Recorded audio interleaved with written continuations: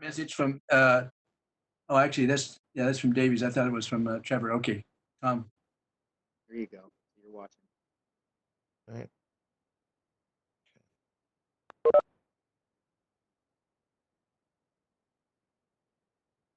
We'll wait another couple minutes, just let people get their login information and find the website, install WebEx, whatever they have to do.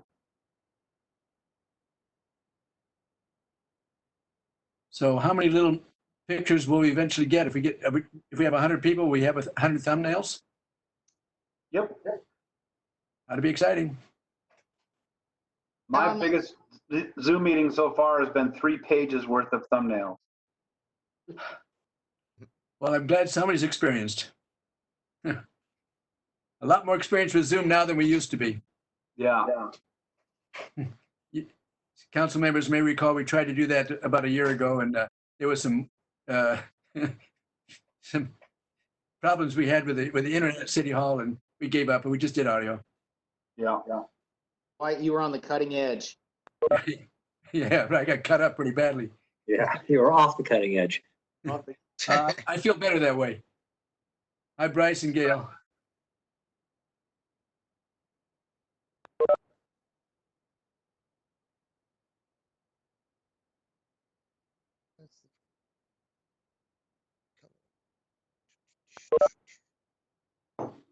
Yeah, as soon as I hear the beep slow down, we'll another couple minutes, just because I know people have to install WebEx and run it and everything else.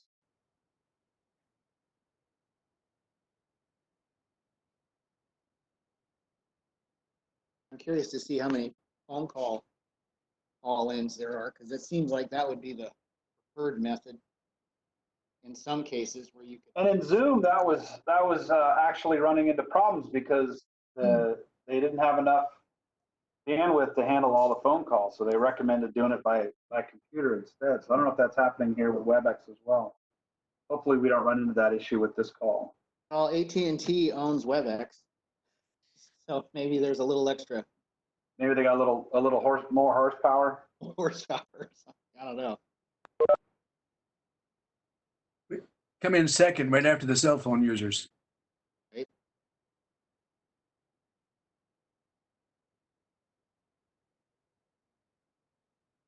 All right, so I'm gonna go ahead and get us started.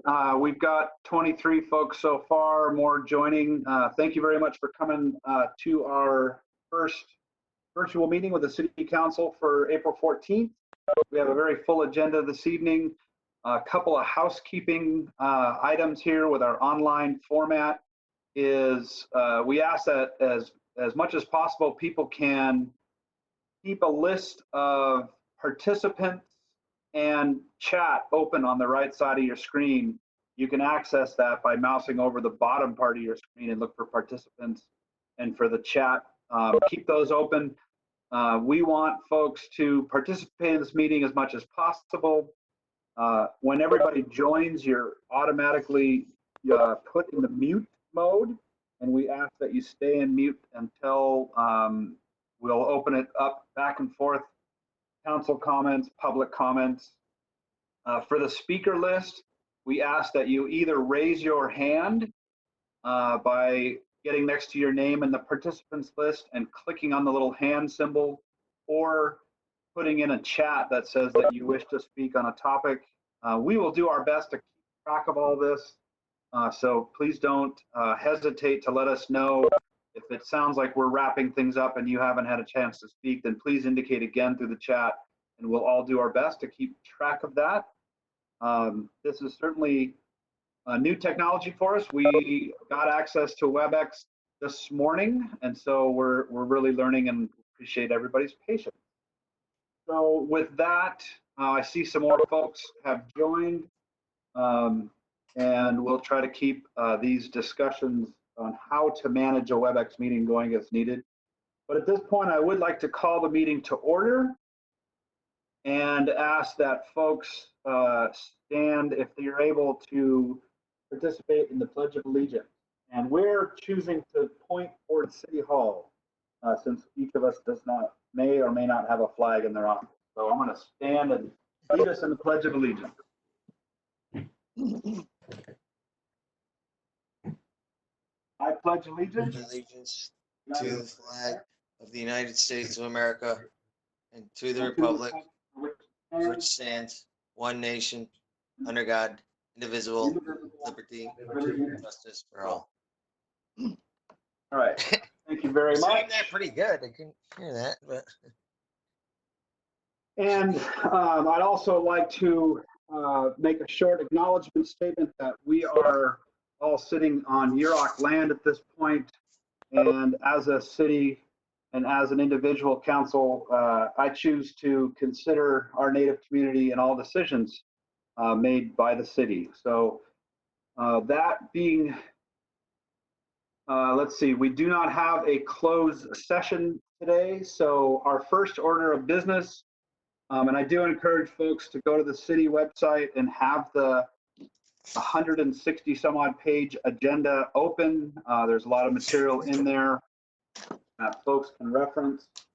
Our first order of business today is the approval of the agenda. So what I'd like to do is try to be very, as much as possible, very controlled in this manner. That we'll start with the city council and staff for discussion, and then I'll open it up and get community input. So at this point, I open it up to the council to consider approval of the agenda. I hear me, Tom. I move to approve. Have a statement. You're kind of Is broken that a up. second? Hear me now? There you go. Okay, so I would propose that we remove item 3 from the agenda. The presentation based on the fact that this is a very highly regarded topic amongst the community, and this process is not best for gaining everyone's access to public comment, information, etc. And also there wasn't any information provided for anyone to look at. I've noticed a number of public comments have also asked for the same thing. My proposal would be to move item 3, most likely when we could meet in person and people can come. We've had public meetings on this topic and there have over 100 people have shown up. Not sure we're giving it the audience that it And I'm assuming, Tom, that you're talking about the item number 3 on the discussion action agenda items, just to be yeah, Trinidad Rancheria's request proposal for water service. Any other comments from other members of the council?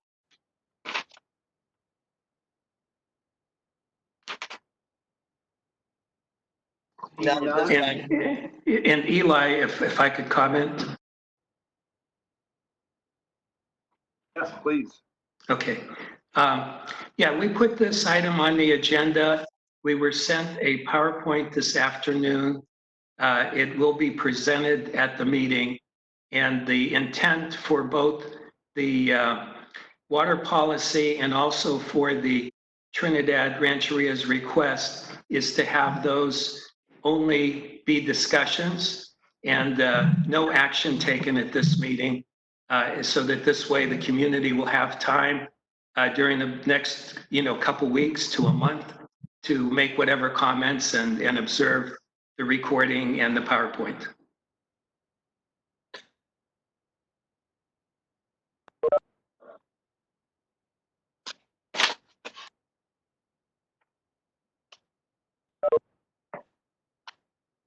So,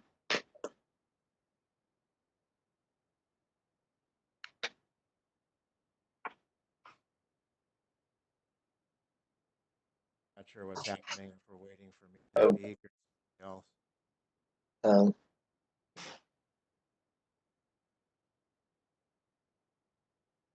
Steve? All right, I made my first WebEx blunder where I spoke and didn't unmute myself. So Okay, yeah, because I didn't know what was going on. I was waiting, like, okay, is he gonna record? Or...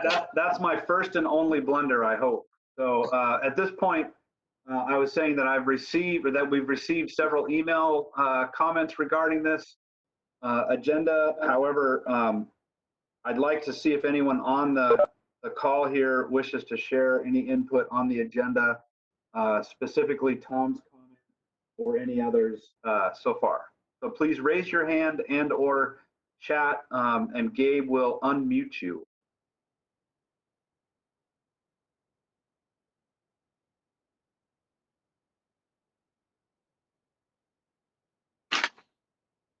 Bryce raising his hand, his physical hand. I see your hand up, Tom, but I don't see anyone else on the call. So it looks like Bryce wanted to speak. Yeah, I will unmute Bryce. there we go. Here. You hear me now? Yes. Okay. I would just say that I personally am okay with the item staying on the agenda as long as there's not going to be a decision made on it tonight for information only. Okay. Did you get that? Yep, Got we it. heard you. Thank you. Okay, so at this point, seeing no other comments, do we have a motion for the agenda? I think Tom made an motion, but I don't think there was a second on it. Right. And I'm not sure I heard your motion, Tom. For a minute there, you were cutting out. I Do you mind moved that. repeating? So I moved that item 3, Rancheria request for proposal for water service be removed from the. Do we have a second?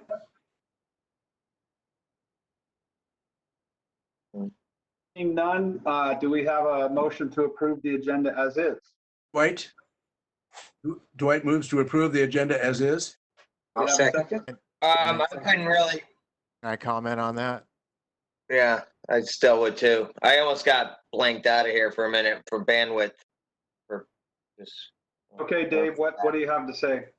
Well, I kind of agreed with Bryce. I would like it if people are gonna take the time to get on here, at least give them as much information on any of the discussion items, whether we're gonna make a decision or not tonight. Just So could because we it's modify so the motion little to be time to- informational only? Yeah. Okay, is that what the motion was? Because I got blanked out of this. I started seeing circles that said the bandwidth was too small, local bandwidth. So. Steve, Yes, sir.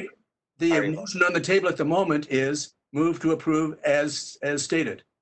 And I second. I And gave we a have a second. first and a second. Do we have further comment? I would like to change it to just if it's not going to be removed for informational only. So we're not saying discussion decision, but we're moving to only receive information. I can go along with item 3 saying discussion regarding. And I can second that. All right, we have a motion to include the agenda item, but to leave it as a presentation discussion item without action being the goal. Do we have all those in favor? Aye. Aye. All right, the agenda has been approved. And Steve, Yes, sir.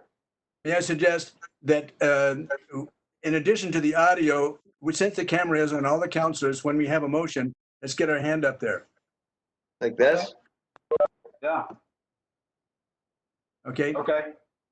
I see your hand, Dwight.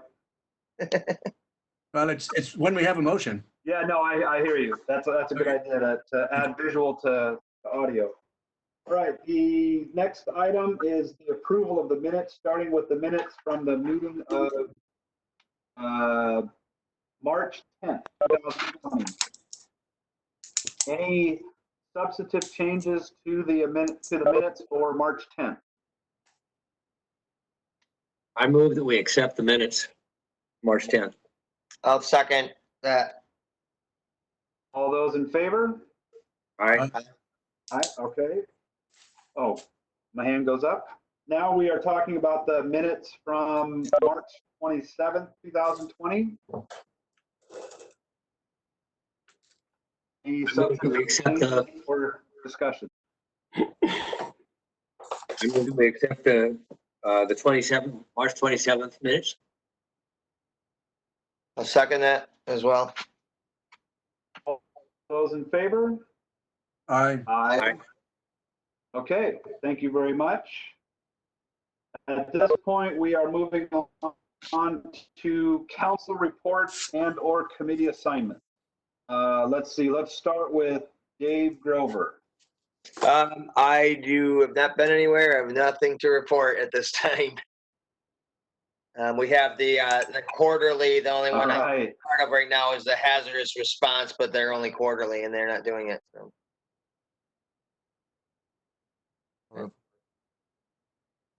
Tom. Dave, I'm concerned that your bandwidth might be an issue. You were very broken up there. No report from Tom. Is that who you were talking to?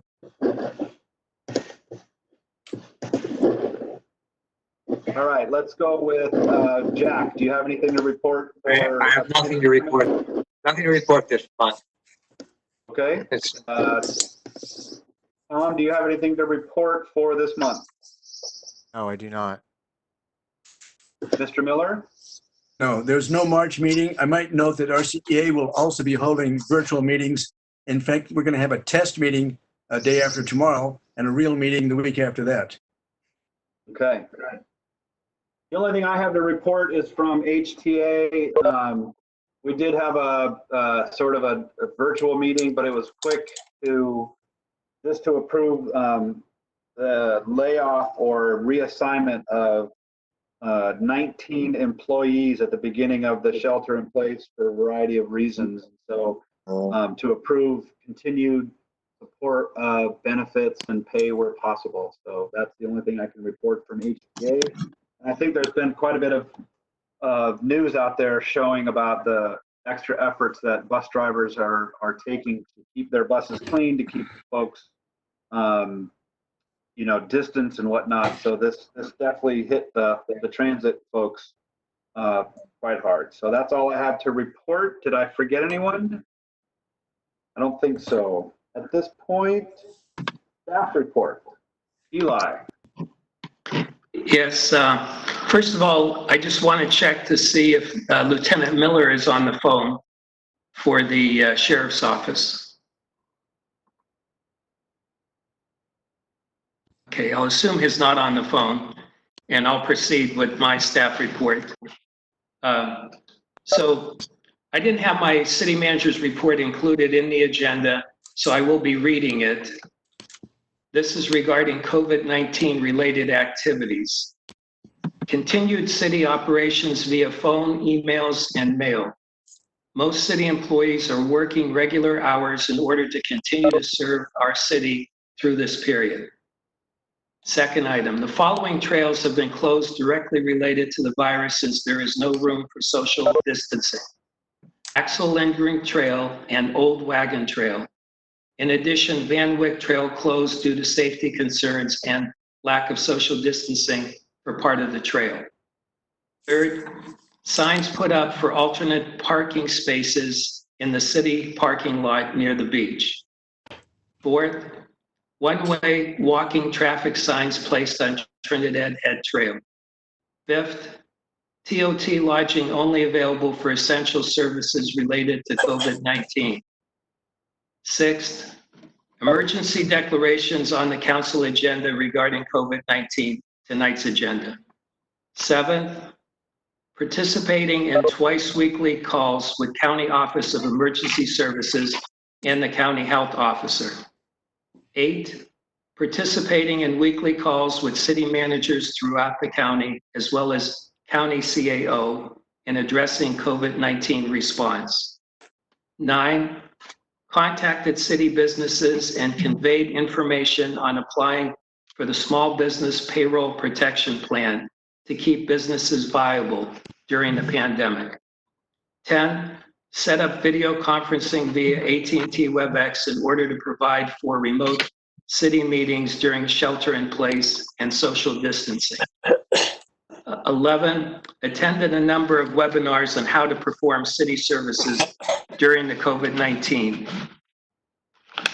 In addition, as far as Humboldt County today, they reported 1 positive case. So the total in the county stands at 15. That is the first positive case in 1 week since April 7th. So overall, that is encouraging news. Regarding the cell towers, so the removal of the Verizon site at Trinidad Head, the progress made by Verizon is the lease is signed by both parties. Verizon has been to the forest property to do soils tests and is in the process of designing the tower and foundation.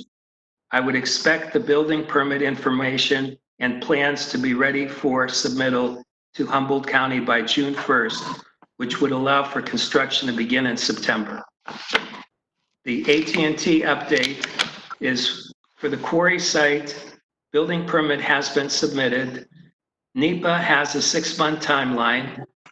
The lease has been executed and is being signed. The plan is to start construction on the site possibly in July, but probably by the first week of August. That is for the quarry site. The West Haven site, AT&T is working with Verizon and has seen progress over the past 30 days, working on a lease with Verizon, doing NEPA for the site, and construction is to be determined, as they won't be able to install the AT&T equipment until Verizon has the tower built. And that's the extent of my update. Okay, any questions for Eli for his staff report? I have just one comment. Go for it. I want to compliment the grounds crew and Eli for putting up the one-way direction. They did it a couple of weeks ago on Trinidad Head because it's a very popular trail, and that took some initiative on the part of the crew. I really appreciate that one-way planning for the COVID situation. Any other comments, questions for city manager? I want to thank Eli for getting right on my request to my email for the safety issue. The trail by my house too. The guys got right on it. Appreciate that.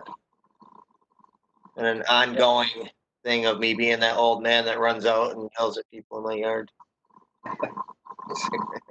All right, any other questions or comments?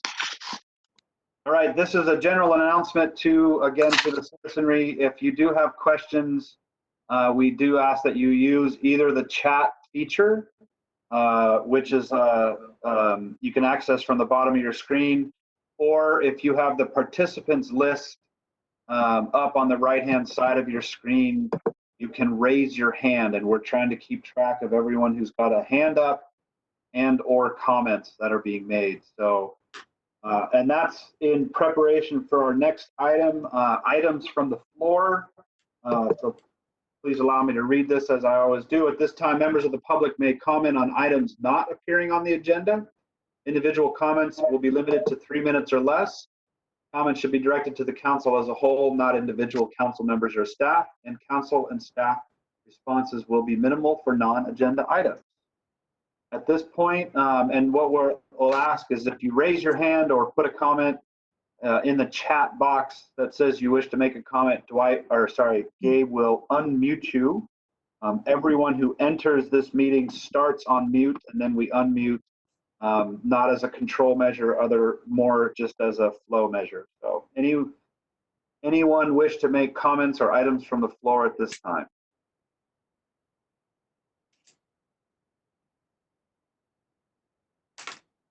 And as we have limited video too, I guess you can raise your hand physically if you have video capabilities. Looks like Bryce has a question. And then Gabe's going to unmute you here just a second. Oh. There you go. There you go. Go ahead. Can you hear me? Yes, sir. Yeah, I was just going to say, I really like that trail that's closed now that I guess goes by Dave's house. I really miss that trail. Walking down Edwards Avenue is not anywhere near as nice as walking down that old trail. So I hope you're going to be doing something to get that trail back in service because it's not that dangerous. I've been on top of Mount Shasta a couple times. I think I can walk down that trail without falling off. So can a lot of other people. Thank you for your comment. Any other items from the floor at this point? Don't see any hands up, but doesn't mean that somebody might not be out there wanting to talk. And I know that folks who are calling in, remember you enter on mute, and so hopefully you could get access to a computer so we can see that you want to make a comment.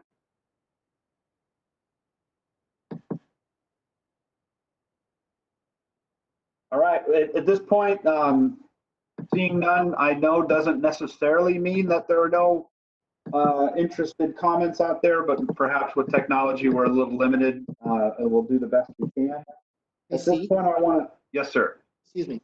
I'm sitting by my computer too, so if anybody happens to have like a phone and they also have the ability to maybe send a quick email, I'm happy to field an email if they have comments that they'd like to write by email if they're calling in by phone. So, Okay. yeah, thought I'd throw that out. Gabe will continue to monitor the city clerk email at Trinidad. Steve Lodrick, Dwight interrupted. I'd like Yeah. to welcome former Councilman Jim Baker to the video. Welcome, Jim Baker. We'll hear from Jim, I'm sure, at some point. All right, at this time, I want to move on to the consent agenda. All matters on the consent agenda are considered routine by the City Council and are enacted in one motion. There is no separate discussion of any items. If discussion is requested by any council member, that item is removed from the consent calendar and considered separately. A single opportunity for public comment on the consent agenda is available to the public. So first, let's start with the council. Any substantive changes to the consent agenda? I'd like to remove item 4, manager contract renewal for some discussion. And you want to move that to the action, the next section, the discussion action items? I'd like to move it to number 1. Okay. Other thoughts from the council? All right, at this time, do we have anyone from the public who wishes to make a comment on the consent agenda?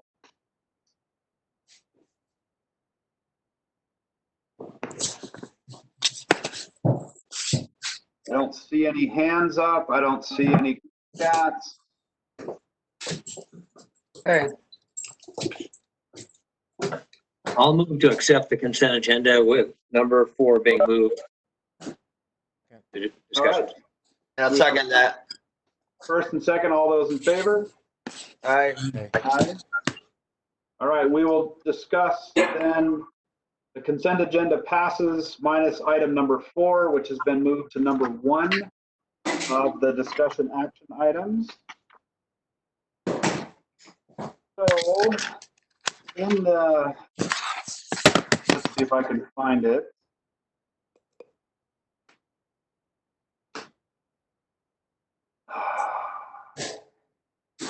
I was looking for the, I don't know where my packet went. Go ahead. It's after the police report. Yep. Right, and I had downloaded the darn thing and now I can't find it, so I apologize. Do it again. I'd find it on page 32 of the PDF, 32 of 166, and 33. Yeah, it starts on 33, actually. So. So the agreement, the substantive changes to the contract for the city manager include a 6% of the employee's salary as a city contribution to the employer's deferred compensation plan, and up to an additional amount of 6% of the employee's salary paid by the city based on the level of contribution of the employee, and rent stipend of $400 a month. Those are the substantive changes from the previous contract that was in place. No. So the reason I wanted to pull this off is because it was never reported out after a closed session, and I don't feel like reporting out on a consent agenda or the contract totally appropriate so people can discuss it. The wording on section 6 appears to be inaccurate and is missing.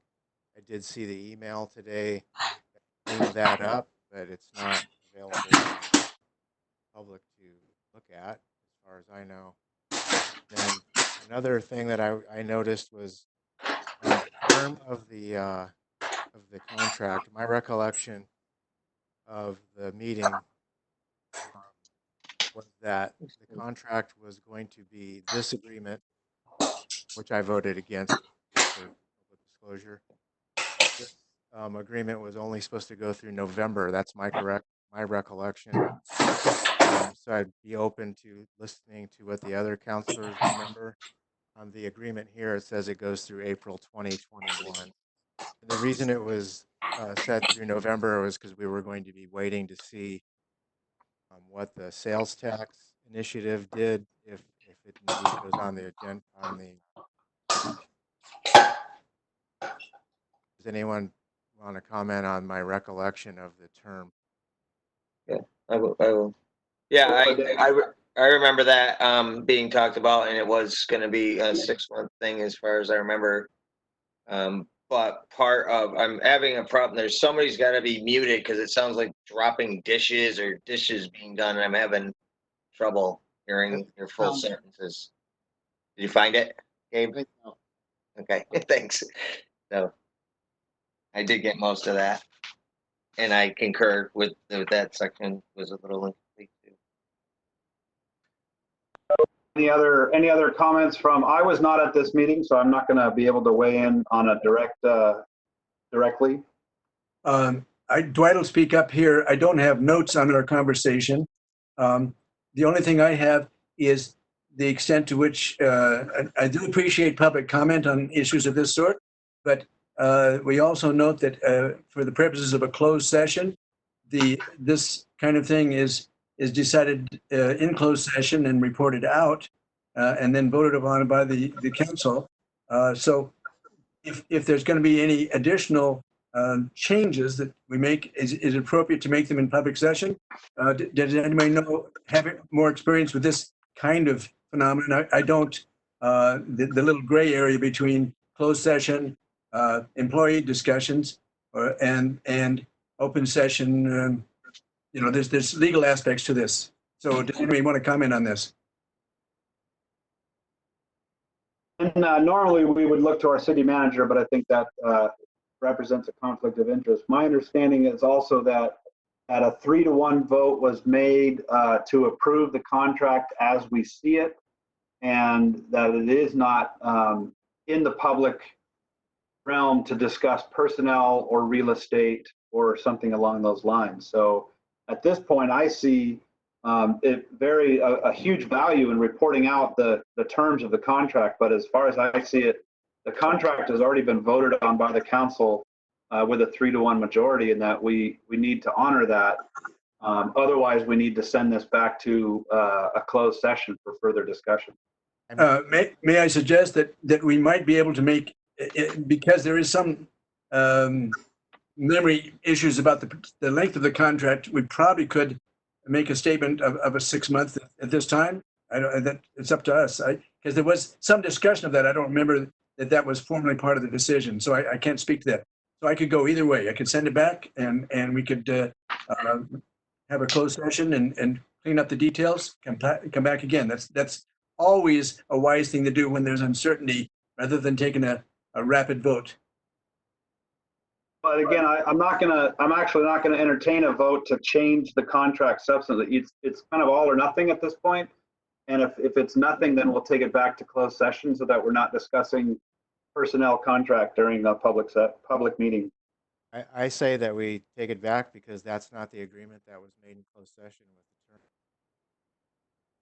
term. I'll agree with that. Because we did not have this contract sitting in front of us, and it just showed up Friday. I mean, that's the problem with not getting things out so people look at it. And the wording on section 6 is also doesn't make sense the way it is for the public to see the contract. And I'd also like to make the comment that now is changes that were made, and I'm not saying that I'm voted against this. It's been agreed upon Your audio is weak. terms. It's been Yeah. agreed upon to the terms, There we go. That's better. but this is it's a substantial change in expense to the city. I just want the public to know that it's between depending on the amount of money that is put into a deferred compensation fund by the employee. This is Tom? this is roughly a $10,000 added expense to the city. Yep. Why don't we do this? We have plans in the works to have a April 28th meeting, so it's just 2 weeks from now. Let's move this to a closed session before the April 28th so that we don't extend this this situation of not having a manager with a contract any longer than we have. Agreed. All those, any opposition to that from the council? No. You're Okay, just moving we'll the just, agenda item. Okay. Yeah, we will move this to a closed session, April 28th, and then we'll report out during that open session on April 28th, the findings from the council. So we'll make that our first agenda item for our April 28th meeting. Okay. We don't have to vote on that. You can just make it an agenda item, right? Yeah, there's enough consensus. Something just happened to the, I just lost all the council. Here. I can see you. Well, I still hear you, I just don't see you anymore. So either I'm headed towards the light at the end of the tunnel or all right, let's go with item number 1, discussion action agenda item number 1, discussion decision regarding resolution 2020-03 adopting the Trinidad housing element and resolution 2020-04 authorize the housing element submittal to the Coastal Commission to amend the general plan. And I believe Trevor is on the line somewhere. I am here. Yes. Excellent. Thank you, Trevor, for weighing in. Please introduce this topic. Yeah, so just as a reminder, the City Council authorized staff last fall to submit an application for SB2 funding to update some items related to the housing element. The housing element is a required element of the general plan. It's a little bit different from other elements because so much of it is dictated by state law. So the state has been passing a number of regulations over the last few years to increase housing, particularly affordable housing, and they've taken away some of the local control over housing. And so so a lot of these things are dictated by the state. And then there's a lot of, it's data heavy, and the data is what it is. So this spring, in terms of the grant application, we were told that we needed to have a approved housing element in order to enter into a contract with the Department of Housing and Community Development for $160,000 of grant funding that we applied for. The housing element has to be approved by Department of Housing and Community Development. HCD contracted with a consulting firm called PlaceWorks to provide technical assistance to grant applicants. And they reached out to us and got authorization from HCD to actually put together a housing element for the city of Trinidad. This had to be quite fast-tracked in order to meet the grant timeline requirements. The money has to be allocated, I think, by the end of this fiscal year, and then the contract process takes a little while. So, so this is a speedy process. What we're looking for is we have gone through public review. It's gone through the Planning Commission. We do have approval of this version of the housing element from HCD. HCD a representative might be on the line with this meeting. and he might be available by email so that if there are any proposed changes to this housing element, he can weigh in on how HCD feels. The meat of the housing element is really found in the goals, objectives, and programs starting on page 4 and going through page 11. So those set forth some pretty specific things that the city needs to do. The city doesn't have to actually build housing. It just has to show that it is removing barriers to building housing and show that it has enough land zoned appropriately for housing. Obviously, Trinidad has a lot of limitations in terms of density because of septic systems and environmental considerations. But I think that the things in here, it sets forth timelines, are all things that are doable by the city. I think they make sense. This is something that we review annually and submit a report to HCD. We can update timelines as needed. So staff is asking for approval of this housing element at this meeting. The other thing with this housing element is it will have to be certified by the Coastal Commission before it goes into effect. HCD will work with the Coastal Commission to address any of their concerns. And so it might come back to the city again. In addition, the approval would be provisional upon completing tribal consultation. So this is a general plan amendment. So SB 18 applies for tribal consultation. They still have some time to respond to request consultation. And then also the Rancheria has indicated that they do want to enter into consultation on this. So your approval tonight would also be provisional upon completing that consultation.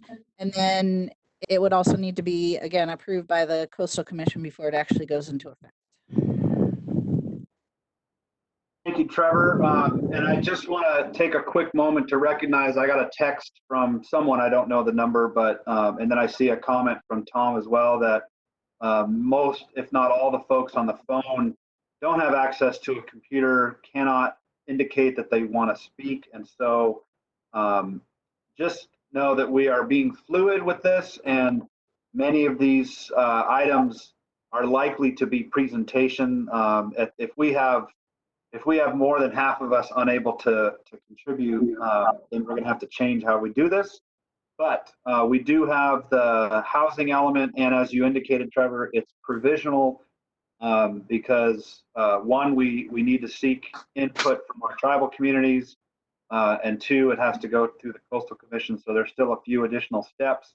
But tonight is an important first step, as I understand it, to move it forward, to get council input, and then as soon as possible seek input from these other entities. So at this point, anyone from the council have any questions and or comments for Trevor that need clarifying? I'd like to ask a question. Trevor, it looks like there's a lot the city has to do with this. I was kind of concerned that this looks like it's loading the city with a lot of things that they have to add to their regular schedule. Am I reading, is that correct, or is it not as bad as it looks in terms of extra work for the city? I think it's probably not as bad as it looks. There are some things that, a lot of the LCP amendments that are called for, such as adopting an ADU ordinance, we already have planned, and we already have a draft ADU ordinance. Most of it are things that, if the city is making a good faith effort, HCD recognizes that there are staff, time, budgetary limitations that might not allow us to meet all of these timelines. And like I said, we report to them annually and can make adjustments as needed. Thank you. Other questions from the council at this point? Nope, not for me. I want to hear public comment. Okay, Tom, Dwight, anything? None. Okay. Other than compliments at this point. Okay. Looks like Gabe has made a comment in the chat that he'll unmute callers during the public comment, and that at that point, we will allow callers to unmute themselves from that point forward. So and again, we're learning about the technology here. So Gabe can unmute folks. Now, the problem with that we may encounter is that everyone can speak at once. So do your best to respect, or at least come in quietly. If you step on someone else, just make sure that we all have time to speak. So at this point, anyone from the public who wishes to make comments on the first agenda item here, the housing element, as indicated.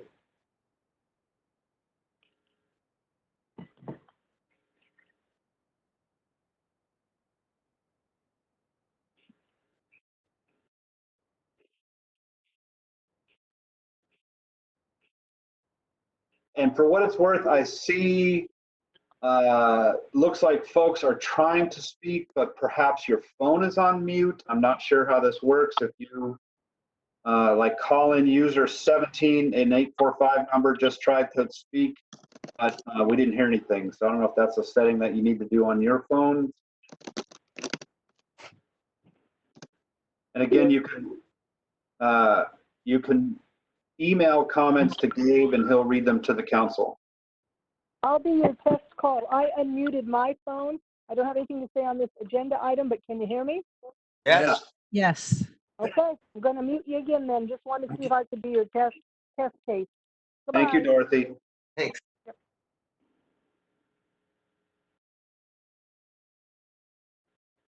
All right, seeing no public comment at this point, we'll bring it back to the council. Do we have any motion regarding the first agenda item on these two resolutions for the housing element? Dwight? I guess I was supposed to put my hand up on the side here. I'm not accustomed to that. There we go. Can I speak, Steve? Yes. Okay. First of all, what I'm understanding from this is that. You are unmute, and then we need to unmute. Okay, am I muted? Nope, you're fine. Okay. What I understand from reading this and hearing the presentation is that this is part of a required state housing evaluation and statement that we need to make. And this puts us back into legal territory. The staff has done a reasonable job. The Planning Commission has worked with her. And I appreciate what we have at this point, and I'm prepared to move to accept this plan. And actually, if I may, back up just a step, because I see a public comment. Yeah, me too. Yeah, Jackie Hostler Coniston from the Rancheria wanted to make a public comment, but wasn't able to unmute. Jackie, have you been able to unmute yourself at this point? Hello? Can you hear us? We hear you. Yes. Yeah. Okay. Yes. All right, thank you. We were having trouble unmuting. I just wanted to say, because in Trevor's report, it said that Rancheria representatives indicated that we wanted to request tribal consultation.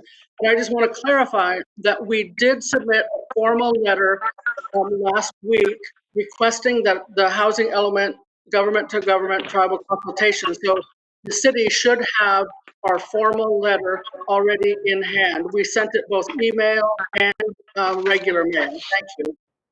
And we do have that, Shirley. We do have that. And so immediately after this call, we'll be setting up that government to government. Other comments at this point from the public?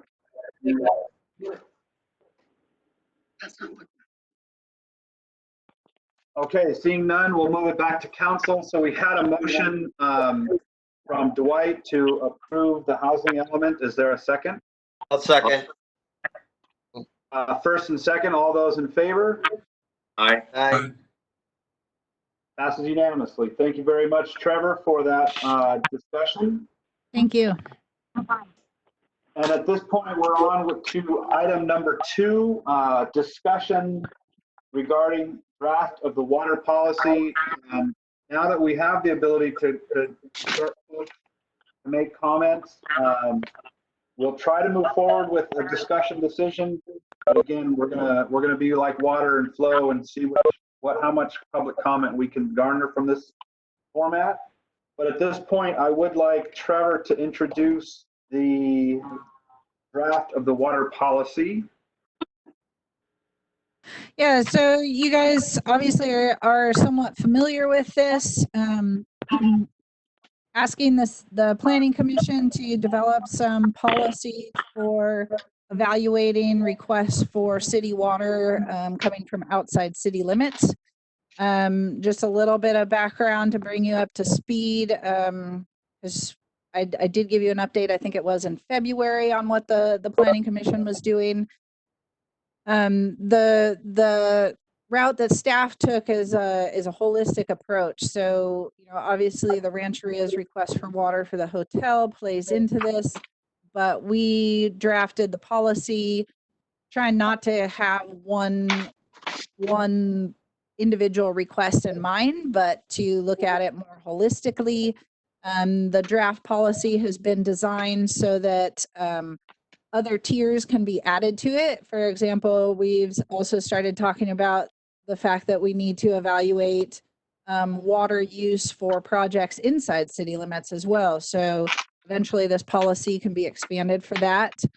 In terms of the water, the city did a bunch of studies last year to look at the water system, the water supply, water demand.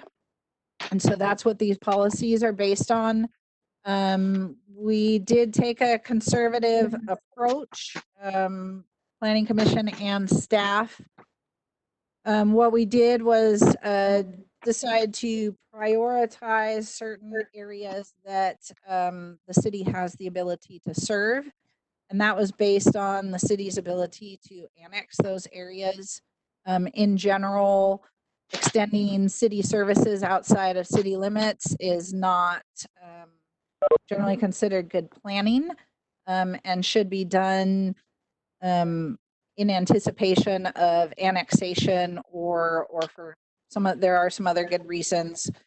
So we prioritized areas based on that, and looking at the map from the water demand assessment, we had broken the city's service area into smaller chunks to look at build out demand within those chunks. And so areas A and B were the most obvious in terms of they're adjacent to the city. The build out demand for those areas is not large. It wouldn't be a significant draw on the city's resources. And a lot of people are already hooked up there. There's already city infrastructure there. And then the other area was area C, which is the commercial area to the north of the city. And that is based on General Plan Policy 27A that states that the city will reserve capacity for that area, or at least for Coastal Act priority uses in that area. Some of the parcels are zoned for commercial recreation, which is considered a priority by the Coastal Commission. Also, users inside city limits are given priority first. And so we ensured that we looked at build out of the city as well as an allowance for second units in the city. Once the city passes an ADU ordinance in the future. So that capacity has been reserved. So we prioritized areas A, B, and C, and there are different tiers for large water users, smaller water users.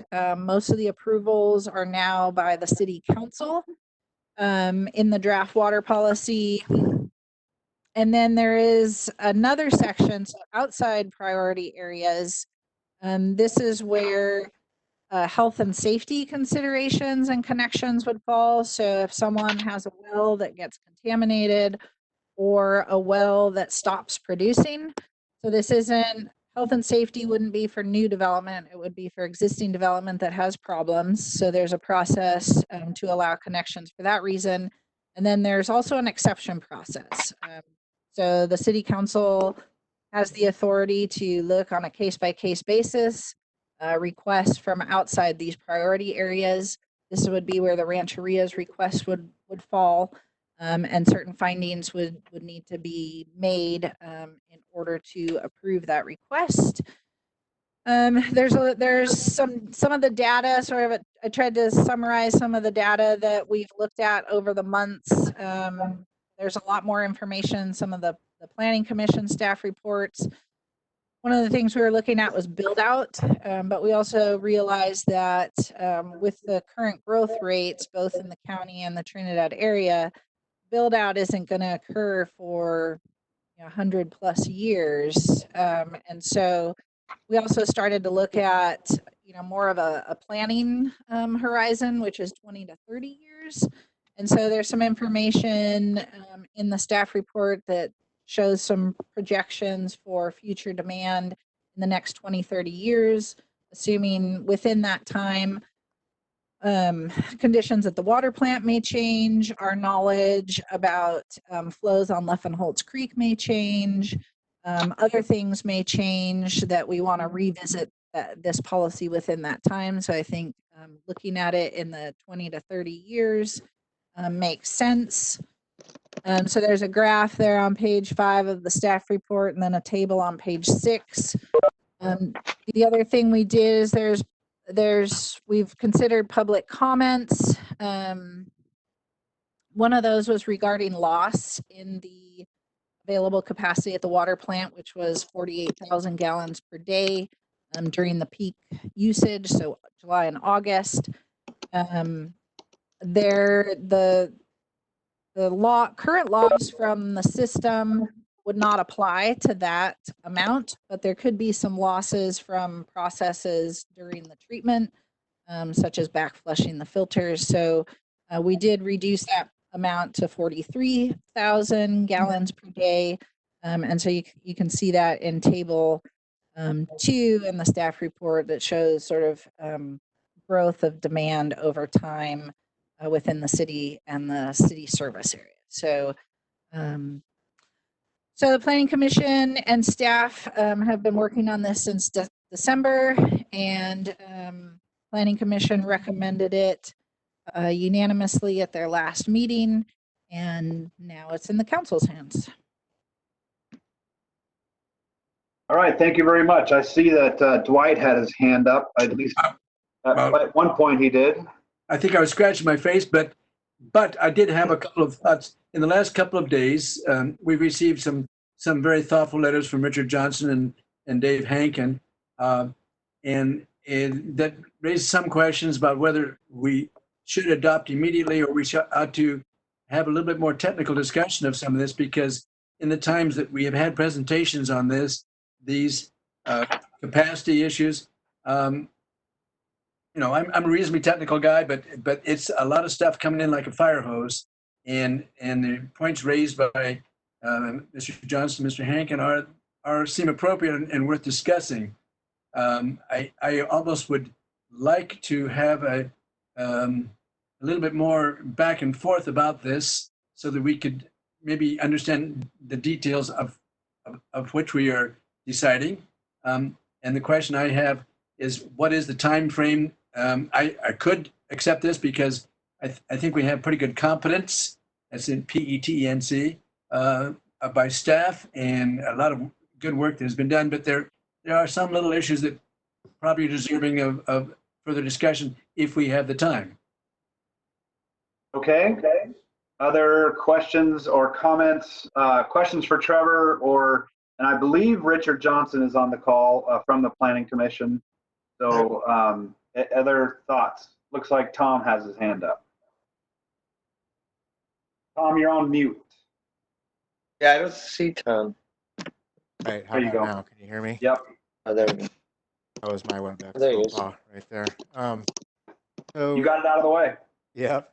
I just wanted to clarify again that in the first page of the draft thing, the draft policy, it says city's water plant currently has a reliable excess capacity of 48,000 gallons per minute. I've said this before, and I've heard that it's accurate that this 48,000 gallons per day is a theoretical figure that if there was water available, that the plant could possibly process that much. It's not that we have 48,000 gallons per day process. So I want to continue to make that comment and get Trevor, that is what that number represents. Is that true? Trevor, do you have thoughts on that? I'm sorry, was that a question for me? I just Yeah, wanted I'm just to curious on your thoughts on Tom's comment about the 48,000 being a theoretical value. We're 43 now, actually. So that number comes from the May water plant assessment that GHD did, and talking to GHD about this, they feel comfortable with that number, but there are issues of drought or climate change that or other upstream water rights that could reduce flow in Leffenholtz Creek that could reduce the amount of water coming through the water plant. So the water plant has the capacity to treat that much water if the water's in the creek. And I think if you go through the rest of the findings, that is reflected in those findings, but that's absolutely an issue that we don't have a great handle on being able to predict exactly what the low flows on Leffenholtz Creek are. And that is a reason for taking a conservative approach. Again, I think if you look at increased demand over the next 20 years, we're still leaving quite a bit of play for Leffenholtz to get low and still have enough water for everyone. But, it's a level of risk and unknown that the council has to weigh the pros and cons of. I have another comment or a question. I would, Trevor, when you were talking about this draft water policy, it seems like drafting a water policy should just be a planning instrument. That part of it is designed to maybe look at a request down the road. We're commenting on your opening statement. You said that did factor into some of the ideas in this water policy. I'm wondering why general planning instrument, why it's also being potentially skewed to look at a request that is.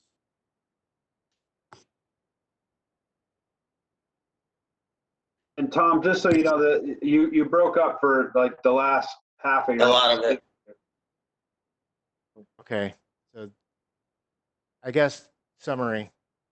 This should be a planning document, like we've talked about. But in the opening statement by the planner, it was mentioned that there are portions of this policy that were kind of designed with a potential request in mind. That doesn't seem like sound planning to me. It sounds like planning, but also like, there is somebody else out there that wants this. It's not a planning device for the city of Trinidad, it seemed to me. Yeah, I think, well, obviously the hotel request is out there.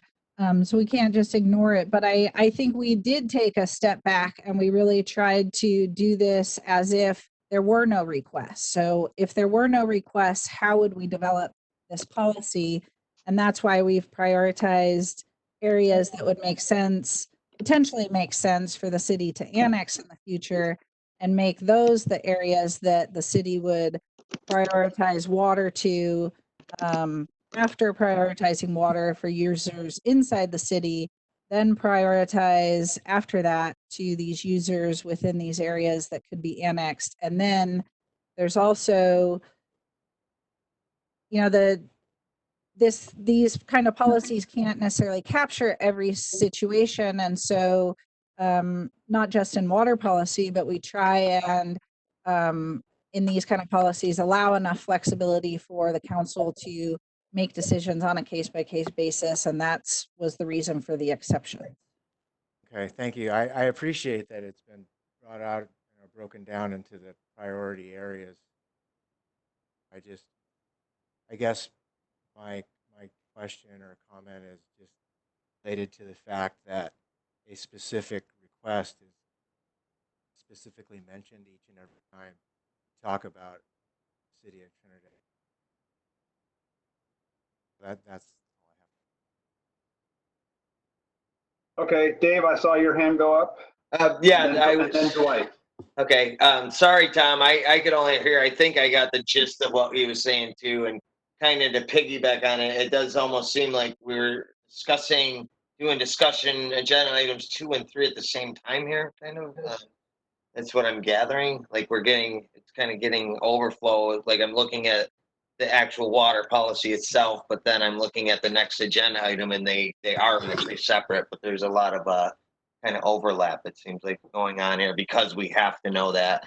But I just want to reiterate the point about the capacity. I'm glad that, thank you, Trevor, for clarifying that there is indications that we do produce around that much, which is our capacity, if I'm getting that right. Is that correct, Trevor? Currently the demand peaks at around 85,000 gallons per day. And so the 48,000 is the additional capacity that the plant can produce above the current peak demand of 85,000 gallons per day. Okay. Dwight. All right. I'm circling back to a concern that Tom has expressed and all of us have expressed over time, and that is that a lot of this discussion has to do with the capacity of the plant to produce. And when we are in August and September and early October, on some years, there is hardly any water. And in 2012, I was talking with the city manager at that time and said, it looks like in a day or two, we're going to have to declare a water emergency because there was hardly any water left. And we are required to spill a certain amount over the gate because of downstream water needs for fish and others. And so we discussed several times that we just don't know what the drought situation is going to be. Therefore, we have trouble putting it into our document. And that we ought to have some stronger caveat about this, because the key problem we are facing as a city is not having the ability to produce it in our water plant, because a lot of the time there's plenty of water in the creek and the plant can produce plenty of water. But if there's no water in the creek, it doesn't matter how much the plant could produce, we can't get it to users. Yes, that is a potential issue. And I think we ought to have some statement in the water policy that makes that crystal clear, because that is ultimately the problem we face here. There is a reasonable probability, and I'm guessing well over 50%, that as the climate changes, we will not be getting more water. We could get more, but more likely, we're going to be getting less, and we have to be very careful. I'm not worried about the month of March. I'm worried about the months of September and October. Unless we have some agreement with users, all users inside the city and outside the city, to drastically cut water when we have a drought, we don't have a smart water plan. I agree, and I think one of the next things that the city should work on is a drought contingency plan. And that was part of the Planning Commission's recommendation. We are also going to be talking more about water policies as part of the general plan update. And I think once we get through that process, it would be good to circle back to these policies as well. These policies do require that any new user enter into a contract with the city regarding the amount of water they can use. That can also be can include water reduction requirements in times of drought. So that is something, and we would like to get existing users onto contracts somehow in the future, maybe as permits come forward or whatever it is. Maybe it's an amendment to the water ordinance, but Staff would recommend going in a direction to get everybody on some sort of contract. And some of those drought contingency measures would be part of those contracts. Okay. I'm looking at page 4 of 9 on that. That's what you're talking about. It gives the minor water, major water user. So it segregates everybody dependent on use and area priority. Yes, but it's also, let's see.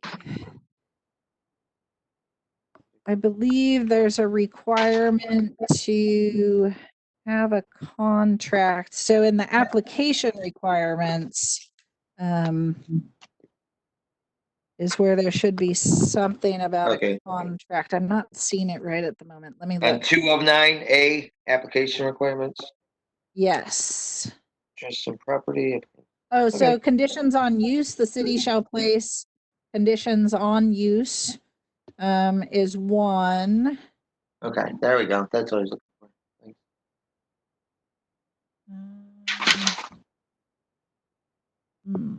I thought there was a requirement to enter into a contract.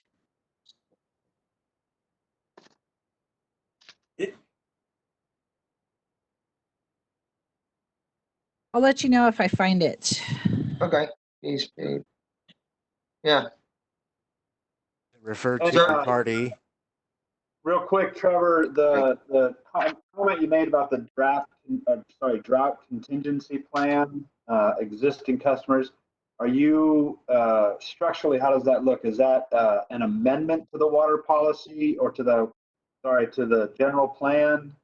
What's the process behind that?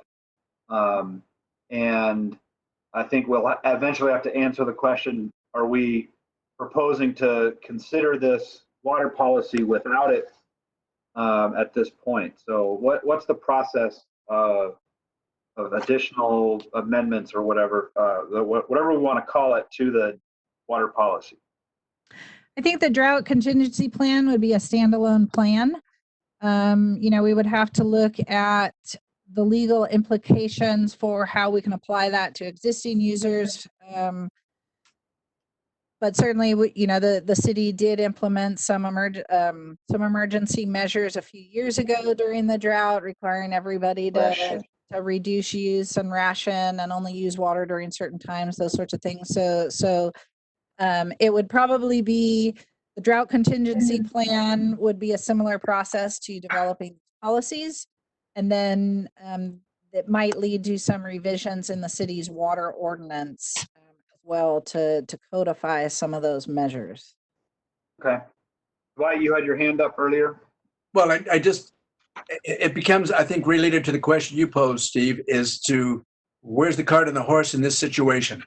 And I'd like to see some definite move toward a contract that you referred to, Trevor, and that a drought contingency plan be an immediate, by immediate, I mean in the next few months, activity that we try to get into, because it doesn't make much sense to me to go forward with a water plan when the one major thing staring at us, the big elephant, is the amount of water in the fall. So that has to be a part of this exercise. If it seems appropriate, I'm prepared to vote to approve what we have at this point, but I'd like to keep my finger on the chess piece and say, I don't want to seal the deal on a water plan for Trinidad unless we have a drought contingency plan and contracts that say, if there's a drought, everybody's going to have to cut. Yeah, can you hear me okay now? Yeah, just make sure you keep that little white thing right next to your mouth. Yeah. No, I'm serious. It's really clear when you hold it right next to your mouth. Uh-huh. So my question is, has this draft policy been reviewed by the city attorney yet? Not to my knowledge. I believe that. Yes. This is Eli. And I did ask the city attorney. He said the documents look good to him. And he said he may want to consider, or we may want to consider adding a section on city discretion, that the discretion will not be exercised in any manner that considers any illegal parameters, such as ethnic origin, etc. And that's it. My next question is, in order for this to be enforceable, would it have to be in the form of a resolution? Make it like a law for the city of Trinidad?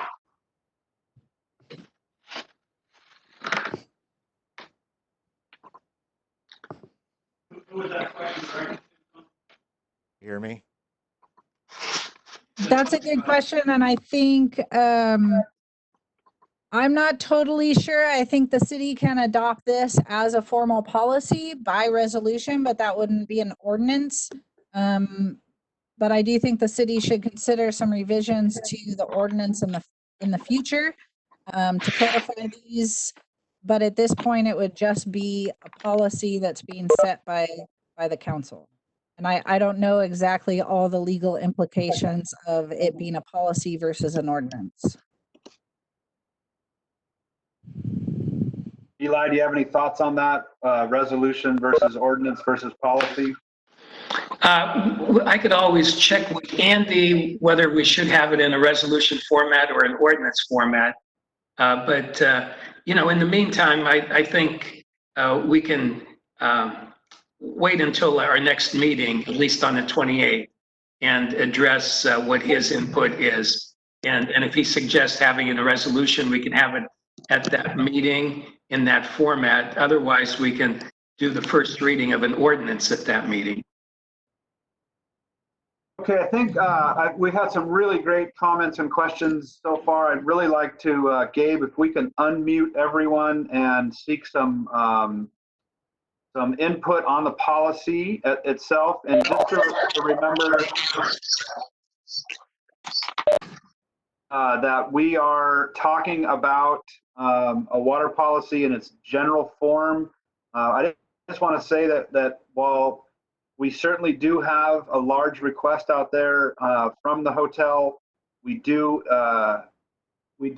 need to make this policy that is general and addresses all concerns in the city. So that's really what we're looking for, are comments that are related directly to the general water plan as it's stated. And if there are things that we need to consider from the planning commission, from the city council, from legal, from planning, that's where we'd like to get some comments. So at this point, Gabe, if you could open it up and do your best to make a comment when the phone is open.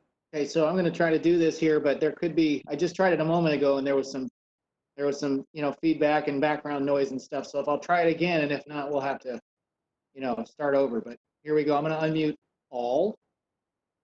We're done.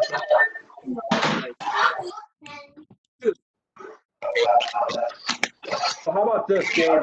If we mute everybody again and ask folks, if we could ask everyone to mute your phone, like your control over your own phone, mute it, and then we'll unmute everybody so that we don't hear all the background. For some reason, WebEx is really, really good at feedback. And so one sound reverberates through all 38, now 41 folks. So please mute your phone.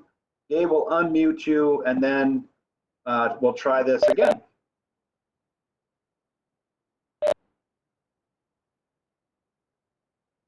Okay, I'm unmuted. That's all the people on the phones.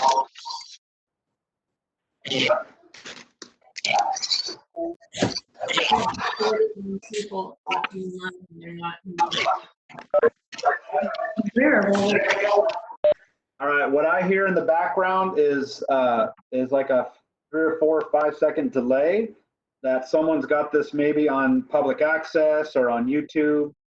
And so we hear what's in the background when you're opening your phone up. And I think you might have to turn that down if you have something on in the background where you're watching this on public access through YouTube. Maybe turn that off so that when we open everybody up, we don't hear it all. Because I heard my own voice from 5 seconds ago. So maybe what we can do is I can kind of go down the list and unmute and let somebody, chime in. say something if they don't raise their hands. I know Don Allen has had a couple of good comments here, so I'm going to see if I unmute him if he is there and if he has a comment. Don, you there? Okay.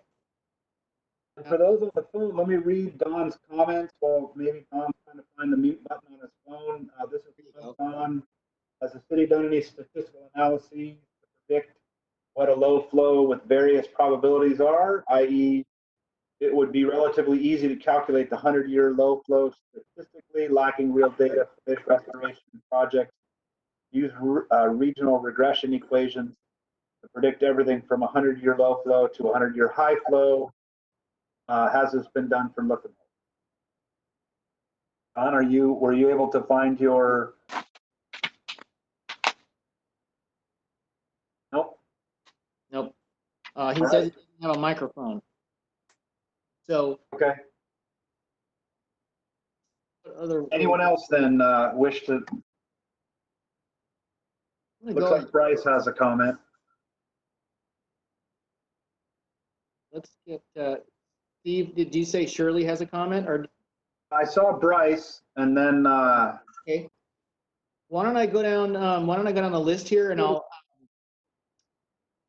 So I can kind of take them in order. There's quite a few on here, but maybe can I start on my end by unmuting Dave Hankin in case he has anything to add? Go for it.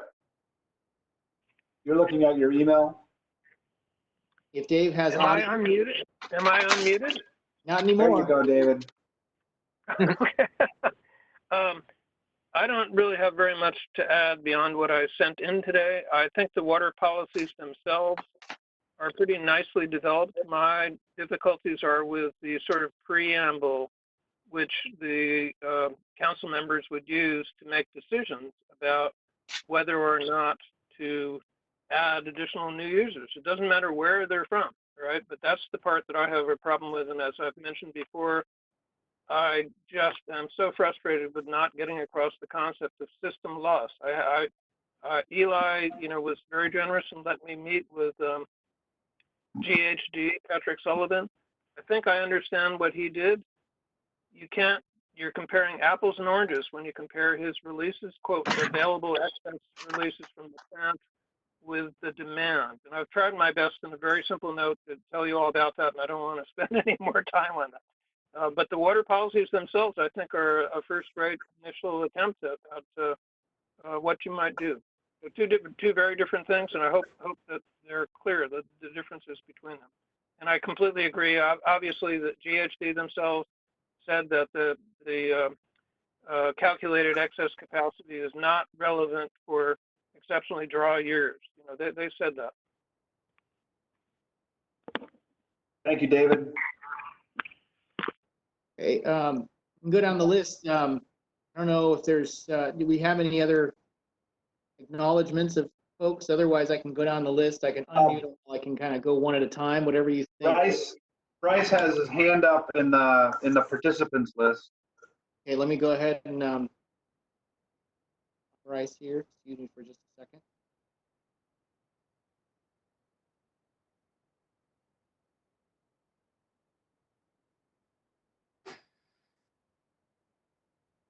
There he is.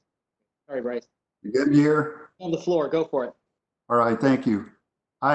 This is Bryce Kenny. I sent in about a 2-page letter earlier today. I hope you all had a chance to read that.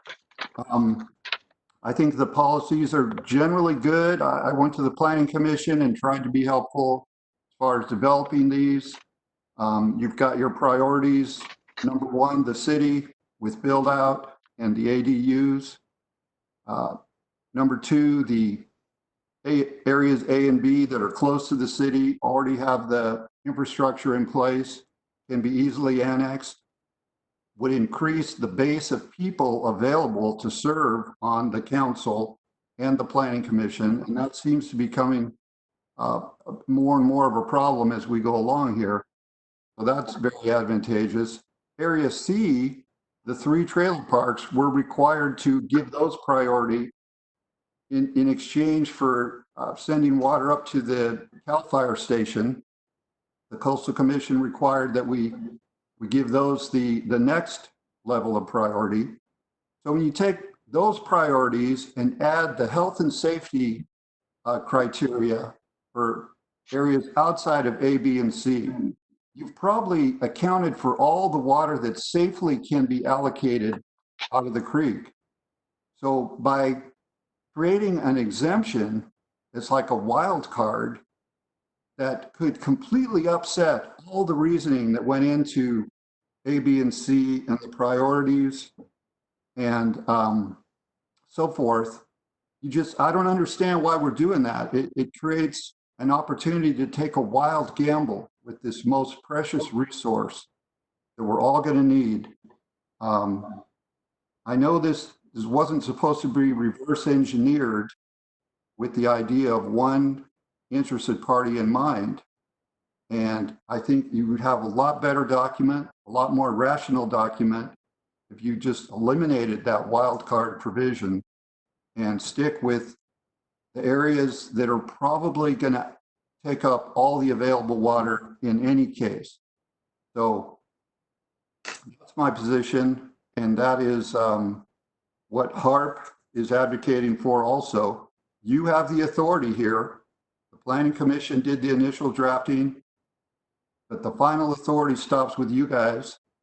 And I think you ought to go ahead and make an amendment to it, and most definitely put it in the form of a resolution when you get the wording finally done. And that's the way that the correct way to do things. So I'd be happy to try to answer any questions if you have any.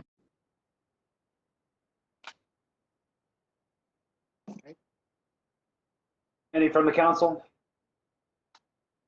All right, thank you for both the written and spoken comments.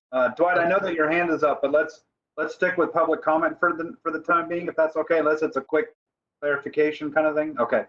Other folks from the public who wish to speak, raise your hand if you've got video, email Gabe if you can, or somehow let us know. Text me at 845-5942 if that works. And if maybe right now what I could do, just because we've got a few callers in here that don't have access to that, maybe I can unmute the callers.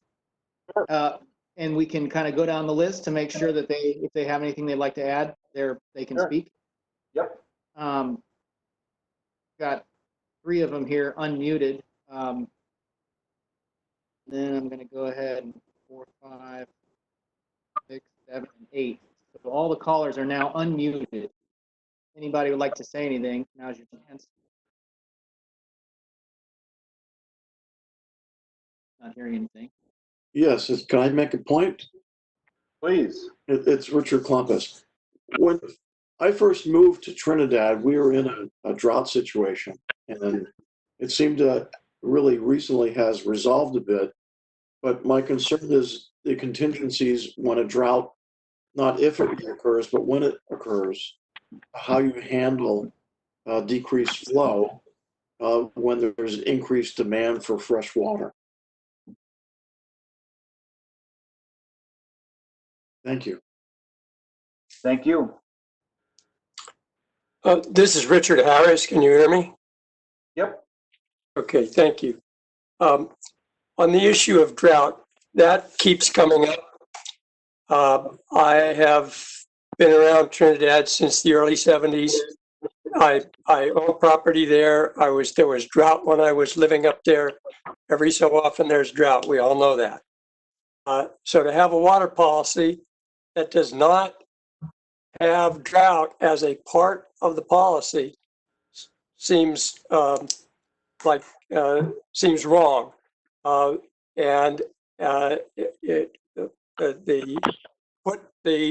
have a completely separate drought policy, separate from the water policy, does not make sense to me.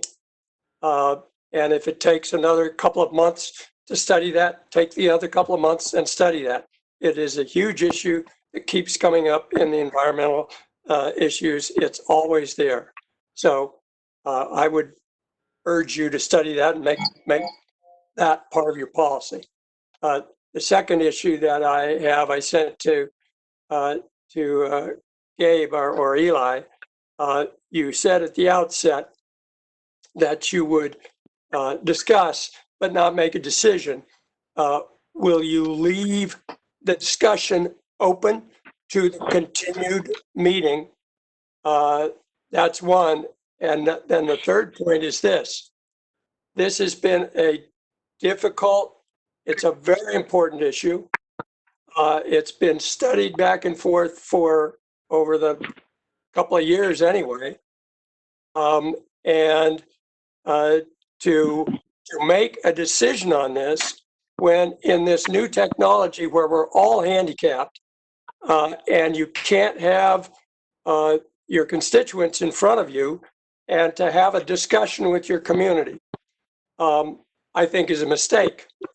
So I would urge you before coming to a decision this important to wait until the social distancing requirements allow a meeting to be better conducted than this one. With all due respect to everyone who is trying to make this work. This is new technology to all of us, and this is an extremely important issue. There you go. Thank you very much for your service, gents. Thank you, Richard. Dwight, you have a quick comment? Richard, could you give your last name, please? The name is Harris. Thank you. I am a property owner at the Baker Ranch. I lived at the Baker Ranch in the early 70s and have continued to own property there. And we received a letter from you. If I'm Yes, you did. Thank you. On item 3. Thank you. Thank you. All right, so Steve Madrone has his hand up, but I want to leave it open to the callers just for a minute here while Gabe has unmuted the folks calling in. So Steve, I recognize you, but any callers wish to speak?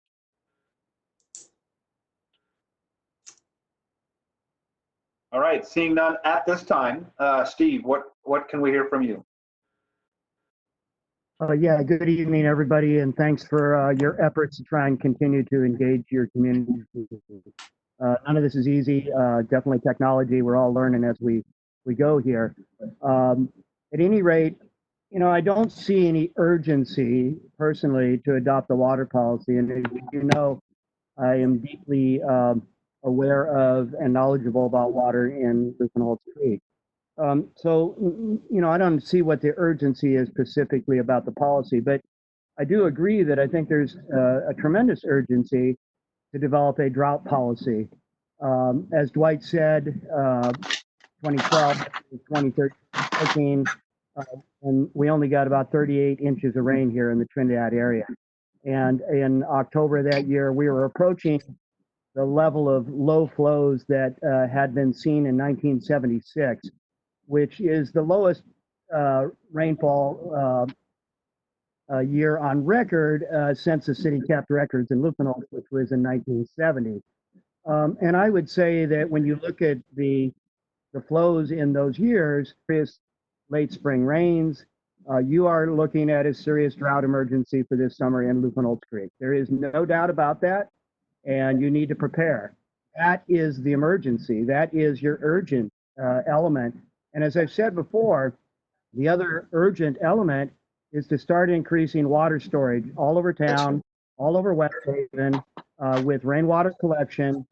We all should have been doing this like yesterday or last decade, but now is better than never. And so again, I'm available to work with you at the city to identify grant sources and to move forward with improved and increased winter storage. Because we are, whether we like it or not, going to be forbearing from pumping from Humboldt in a drought year in late summer and the fall. So that is what's urgent. And if you do in your water policy decide that you have priority areas to provide the water to, I absolutely agree that what you want to be looking at is what areas have you already promised water to, and that's area C. Not only for decades has that been promised, but it was formalized in your own coastal act, your own coastal plan for the CDF extension to the fire station. So, you know, that's really first. And as Trevor said, there's already not enough excess water to even provide that area. But not only is that area been promised the water, if you think about the overlap of water extensions and annexation benefits to the city, that area clearly has the greatest potential for revenue benefits to the city from an annexation. So if increased storage and increased treatment and increased ability to manage our water resources allows us to provide water to Area C, that then brings in a tremendous amount of resources via property taxes and things to the city. So I think those are logical things to be thinking about. But again, the urgency is drought measures and storage. Thank you. Thank you, Steve. Other comments from the public?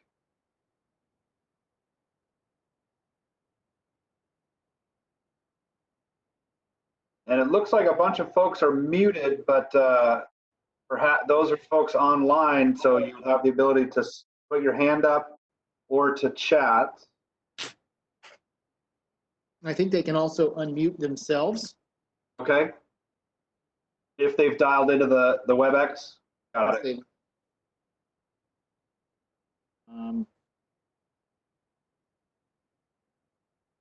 All right, I don't see any other comments. Gabe, do you have any coming in through the email or anything like that? No. Okay, then let's bring it back to the council for discussion. We have before us some, just a quick summary, we have before us some calls for getting towards a drought policy, drought contingency plan, and we also have a call for looking critically at the exception component of the existing policy. So those are the comments, summary of the comments made so far, but any other thoughts from the council at this point? Yes, Ruby. It's not original, but it is. I want to follow Steve's lead and explore the catchment systems and add part of this. The drought contingency should be the top thing right now. And I also want the government to government with the rancheria to do their, because we're doing our study now and they're doing studies too. And I want to combine them a little deeper. Just to see, let theirs get further wrong is basically what I'm trying to say, so that we have a better idea of other sources of water. Because I know there was some other unexplored resources, but I definitely want to explore those catchments, because we can get ahead of the water before we start talking about allocating it more. That's my position at this point. Okay. Other thoughts from the council, Tom? You're on mute, Tom, so you can unmute yourself. Hold you.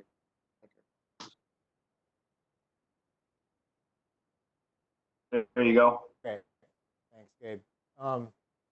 So I definitely agree that I think a drought contingency plan needs to be included in this. I don't think we should adopt a policy, have to go back and change it or add to it, amend it after it's been in such a quick time frame, at least.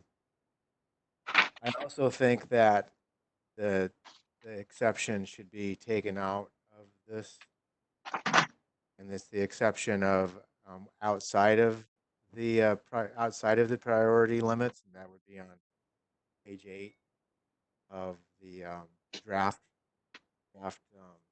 plan. I think that our responsibility is to the residents of Trinidad proper first and foremost, then to those other 3 plan areas.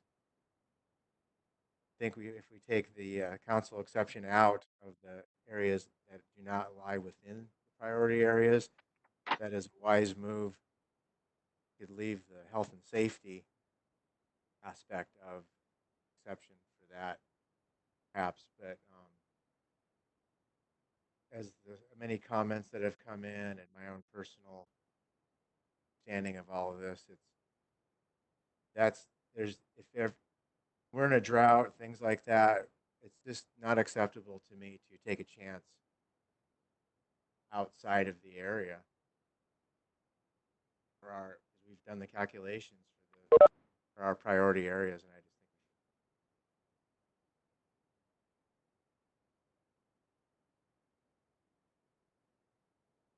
Okay, thank you, Tom. Other comment, Jack? I tend to agree, at least with postponing and trying to get this worked out. I agree with almost everything everybody said. I also wish, after doing this for a while, I really find this process frustrating. I wish we could have a face-to-face, but I just feel like maybe too long, but it would be nice to at least see if that could come about where we could have some kind of a city meeting. I'd like to hear more, but I do agree that at least we ought to look at these. I hear Tom talking about the exception. I'd like to know what would be, if that would take away options that or people might have some reason for having water and there's no way to even put in an application or anything. So I just would like to have more answers to what we could do with this process. So I would also like to give it more time and discuss some of these other options that I think, but I do think I want to compliment this as a very nice document. I think it was well put together. I just think we need more to it. Dwight, any comments? You're on mute, sir, so if you could take yourself off mute. There you go. I think there is some benefit to having, and I'm sorry to disagree with Tom, and respectfully, I understand both you and Bryce. I think there is some advantage to having the exception. It would take a majority of the council to do it. I don't see any signs that the council itself is being brought up any special interests that would necessarily cause a sudden agreement to go with some big exception. But having exception is handy for emergencies, for things that the council would vote on sometime in the future. That's my position, at least. The other thing, it seems to me that it would be appropriate at some time to have a water discussion with the full city council, the full Trinidad community, and the full Rancheria community. Okay. I think what I'm hearing folks say is certainly a need for a drought contingency plan. And I think that because of the difficulties of not really having full participation from the community in this meeting, although we certainly have kept the discussion alive, I think the council does have the ability to send recommendations to the Planning Commission about the policy, not to adopt a policy, not to approve a policy, but as we did the last time when we had a reading of this or presentation about the water policy from the outside of the city limits perspective, and we gave comments and whatnot, I think we have the ability and the responsibility at this point to provide direction to the city, or sorry, to the Planning Commission. Does the council feel ready to provide direction to the Planning Commission at this point? Dave? Yeah, I'd like to make a motion that we direct the Planning Commission to start drafting up a drought contingency plan. On top of what they're already doing to continue this. And as for the D, I don't know if Tom wants to delete the whole D section for now or something. Did I hear that right? Because I'm still having trouble hearing him, unfortunately. so on the draft plan, the part that says, hang on, let me find it. Can you hear me okay? 8 of 9, part D. 8 of 9, part D, yeah. And we could, with the exception for health and safety. Okay. Any other comments from? Well, I feel like the calculations have all been done for A, B, and C, and now there's another part that really isn't, in my opinion, factored into all of those calculations. So that makes me uncomfortable. Okay. Jack or Dwight? No? Jack, you're muted, just so you know. No, I just want to make sure we look at all the different areas. Okay. At least research them and see what we can do. So we have a motion before us from Mr. Grover to direct the Planning Commission to start working on a drought contingency plan. Do we have a second on that motion? Second. All right, we have a second. Any further questions or discussion from the council at this point? All right, all those in favor of that direction for the Planning Commission? All those in favor? Aye. Aye. All right.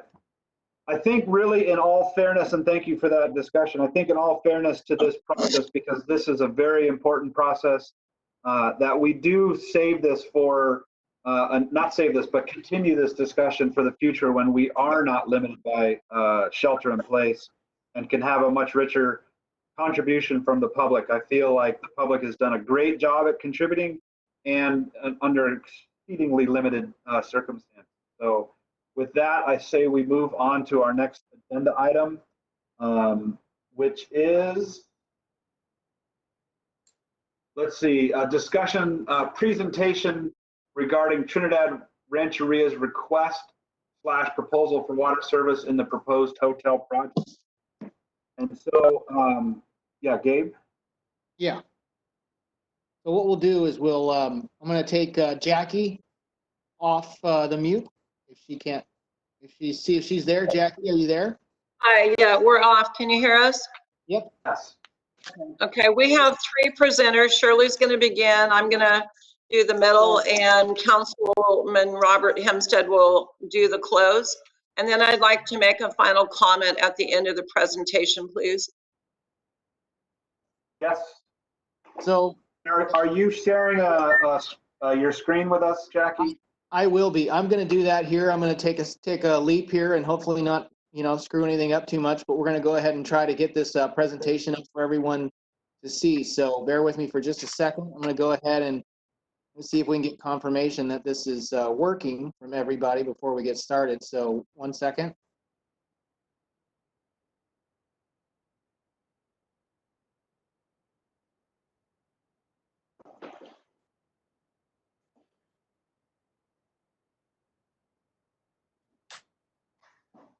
And while Gabe's doing this, our biggest concern is that we accidentally hang up on everybody. So if all of a sudden the screen goes blank, please dial back in.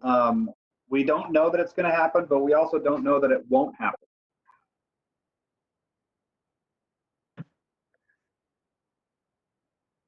Are we get a quick confirmation that this is being viewed by others? I see it. I see it. Sure. Okay. Can you put it bigger? Can you? Will it go full screen, Gabe? That's you're asking a lot. Maybe. Let me see what I can do here. I see it nearly full screen. I'm definitely tiptoeing through this because I don't want to blow it. Okay. I can make it full screen personally for myself. Okay. Well, if the users can make it full screen, I guess that's okay. Yeah. Well, that's better. And then just give me your cues for slide number 1, slide number 2, and I'll okay. Play here. Okay. All right. Thanks. Oh, it's oh wow. Okay. It's missing a little portion, so if it's not, we'll see how it goes. Oh, there it is. Thank you.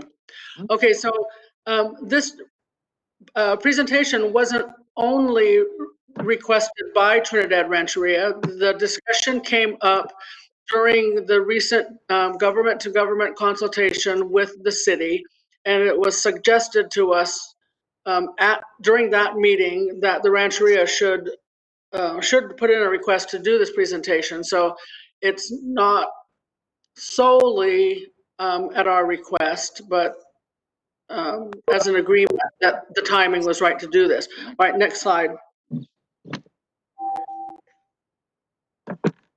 Okay, just a reminder of our vision statement, honoring the past, living in the present, looking towards the future. Next. Our mission statement, which you've seen before, and I'm not going to read it, but I just put it in there. So thank you. Next.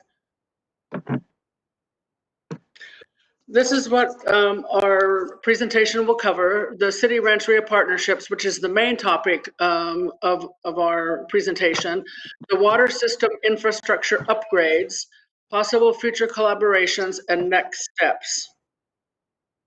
Next.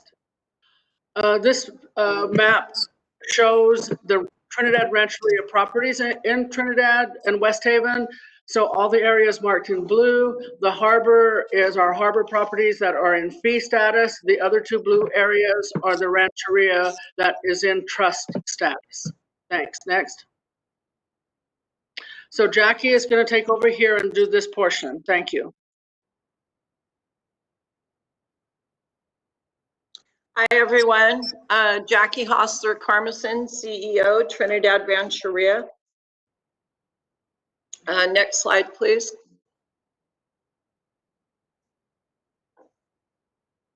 Oh, I'm sorry, Gabe.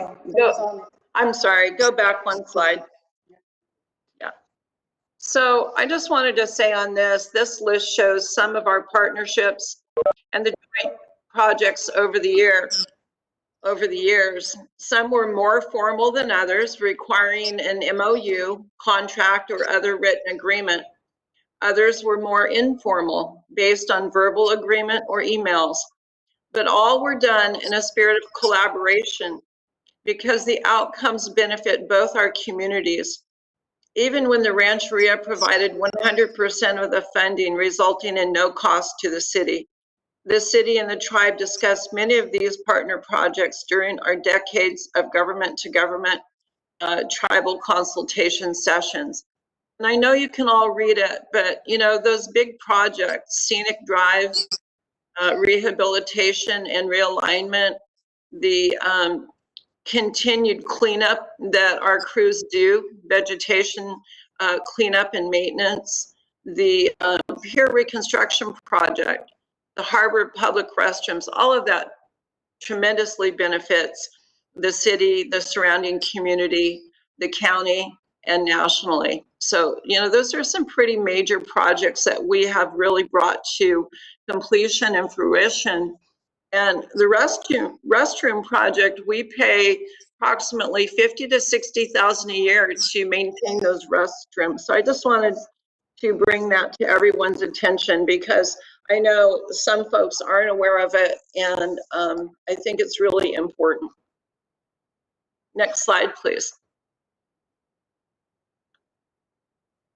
So many partnerships were in kind in nature, involving professional expertise, staff time, loan of equipment and materials, as well as serving on the committees.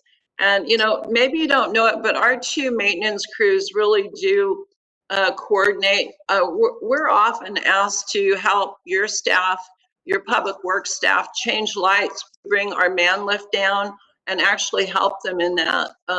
And also access tools for manholes. So we really do have a great staff-to-staff relationship.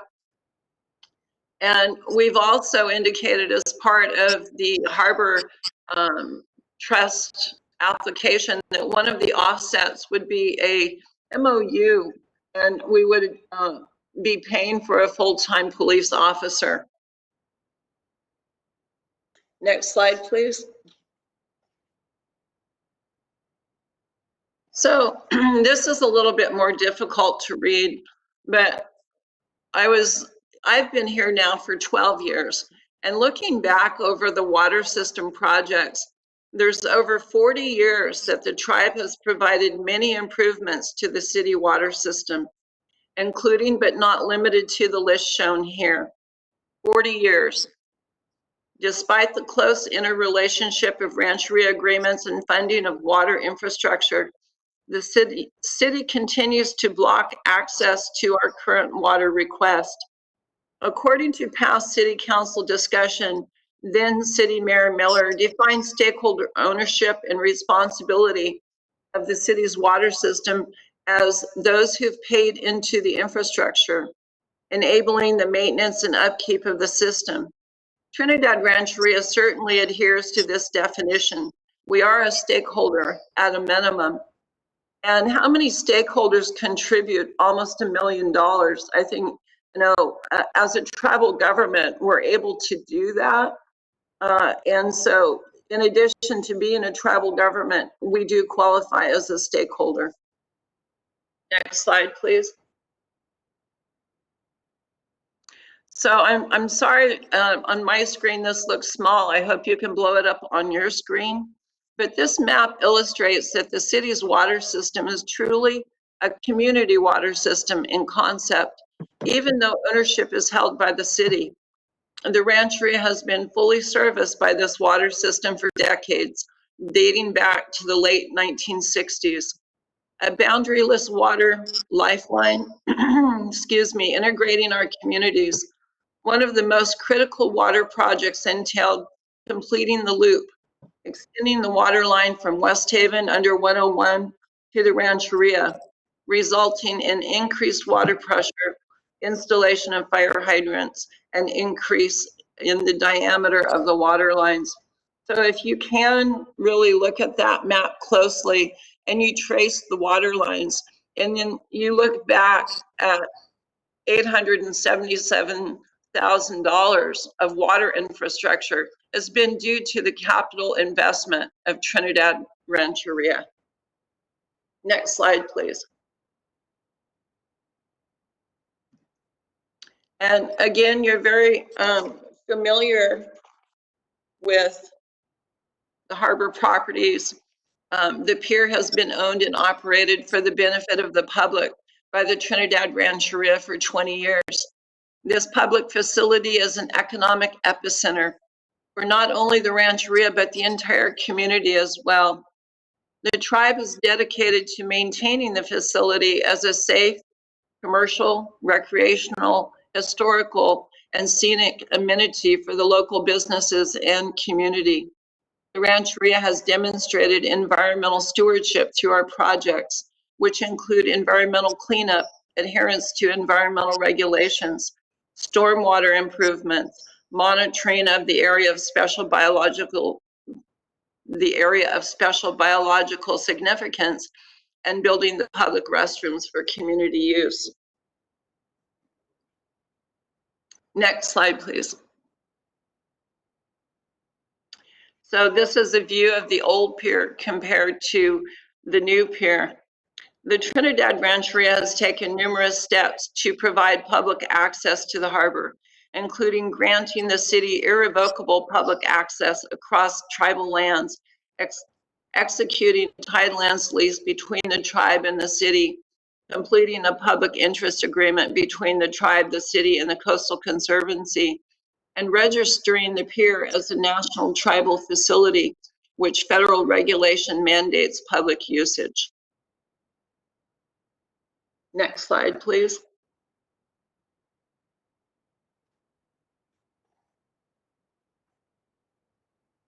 And this is just a reminder about the project area. It was between 2008 and 2009.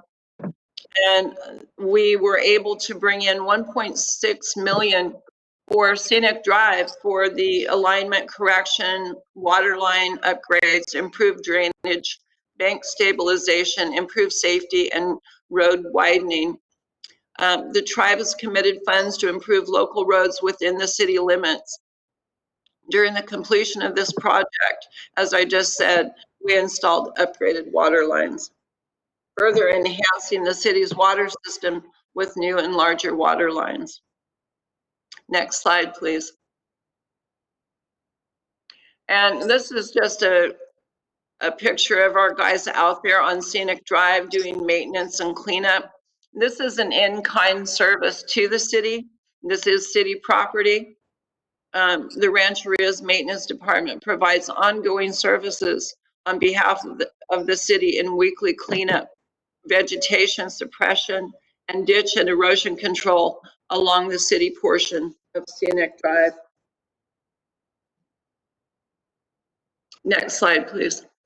Additional partnerships, you can read the list, but we just want to acknowledge the many additional local and regional partnerships.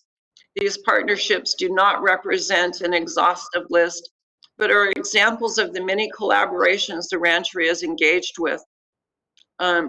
And then at this time, I'd like to introduce Councilmember Robert Hempstead to complete the presentation. Thank you.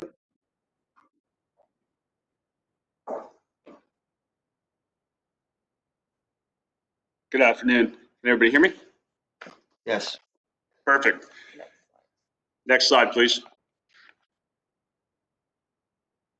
Excellent. So as you can see, this touches on the subject that was also touched a little bit earlier about the annual growth rate for Humboldt County. And I believe I heard Trevor mention earlier about the build out being, potential for 100 years at the city's rate. However, even if the rate were to be the 1%, it would be over the 6 times the county rate for the peak demand, 30 years. This particular slide was put together more so with a run-up basis for the question and comment of really stating that, in the spirit of past and existing collaborative partnerships, as previously touched on in this presentation, a mutual beneficial agreement could maybe be negotiated in the future between the city and the Trinidad Rancheria. We can go to the next slide, please.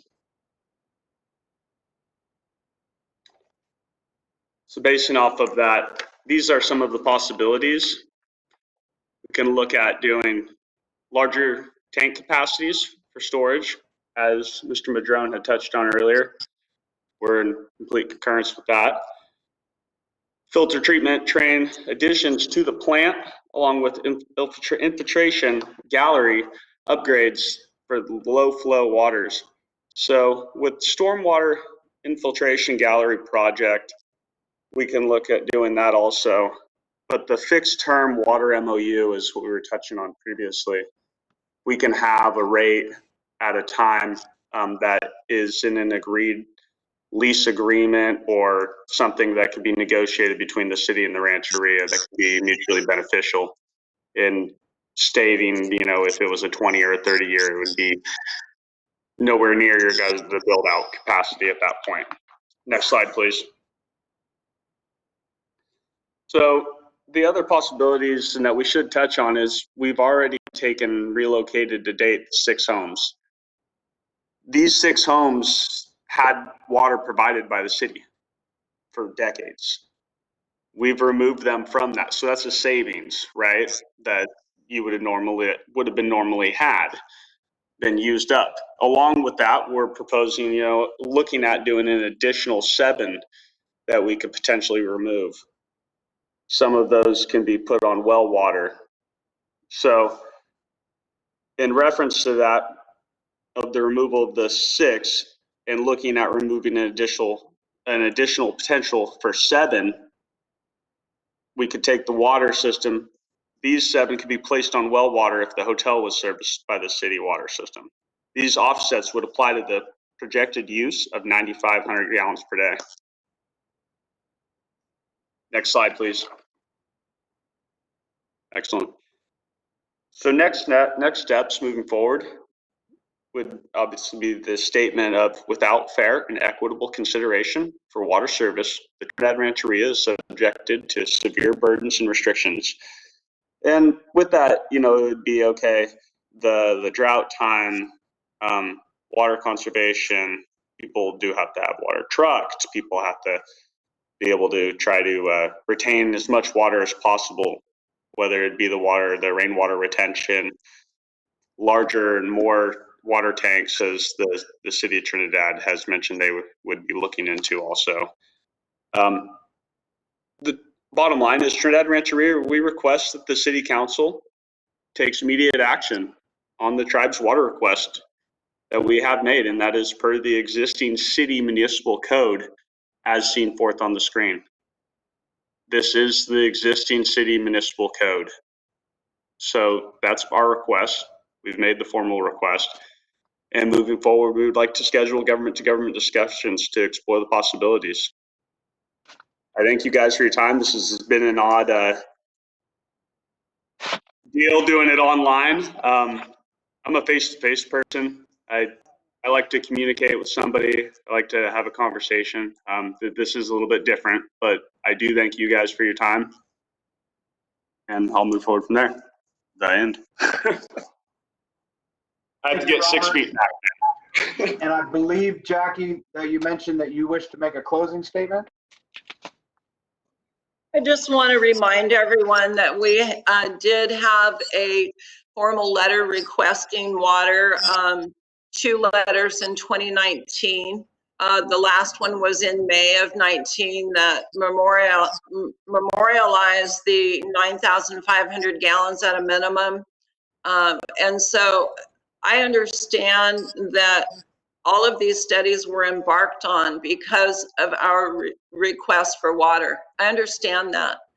And I understand the concerns about drought. I just want to remind everyone that the Rancheria, the tribal council, has been extremely patient over the last year to remain collaborative, to bring information forward. And, you know, we do want to move forward in a spirit of collaboration. So we hope that that's still possible. Thank you very much, Shirley, Jackie, and Robert. Any comments from the council at this point? Or questions, rather, comments or questions?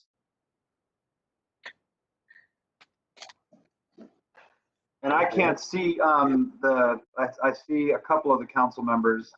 So if Dwight or Jack are raising their hands, I can't see that. Dwight, your hand is up. I just like to appreciate the tone of this presentation, and I hope that we can work together in some cooperative manner. It's a very difficult topic. Obviously, when there's reduced water flows, there's some strong concerns that the city residents have, and that we have to take in mind as councilors for the trust for the city water. But I appreciate the tone of this presentation, and that everybody from the Rancheria has been, as Jackie mentioned, have been extremely cooperative and pleasant in their engagement so far. I'd like to add to that too. I appreciate that too, and I've been trying to do my homework too to see every angle from it and work collaboratively with everyone so that we all do stuff as best as possible. And a part of that, you know, is taking into consideration our county supervisor's recommendations too, because I know he likes the collaborative efforts too. So, yeah, it's a lot to take in, and there's still a lot of work to do. So thank you for your presentation. Appreciate it. I learned a lot. Thank you. Tom or Jack, do you have anything that you wish to weigh in on? I'll state the same thing, that I thought it was a great presentation. I appreciate it. I know we've had a great working relationship, so I just want to keep this open and see what we can do. But there's a lot to think about. We've got to be careful with this water supply. So there's work to be done.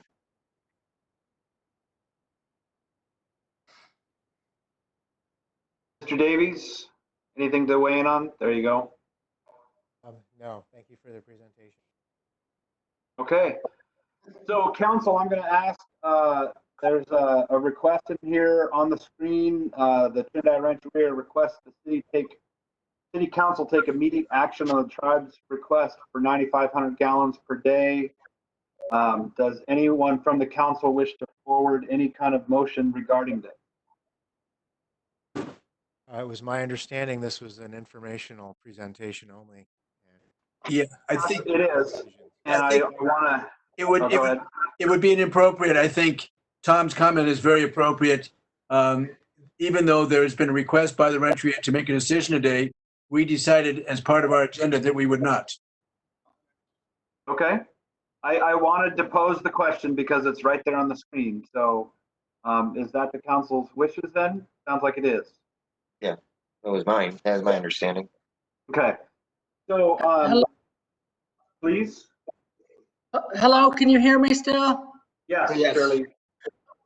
Just in reference to that, we prepared this PowerPoint over the last several days, but we acknowledge and agree with your earlier council discussion that you were not going to take action tonight and that this was informational only. So this, it's our request, but not necessarily immediate action doesn't mean tonight's meeting.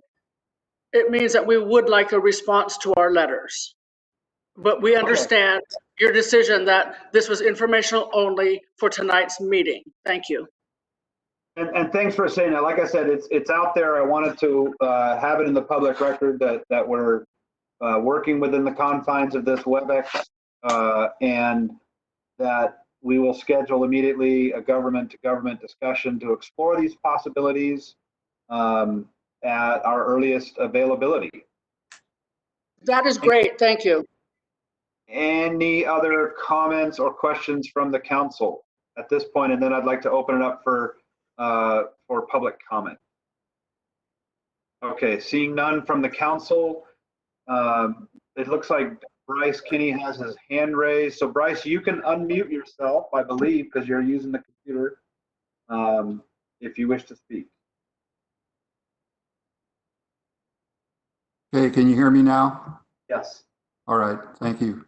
Yeah, I just want to say I encourage the council to keep this issue in the public forum. I'm very uncomfortable with going into government-to-government discussions about this, that the public has no idea what's being talked about. There's no need for that.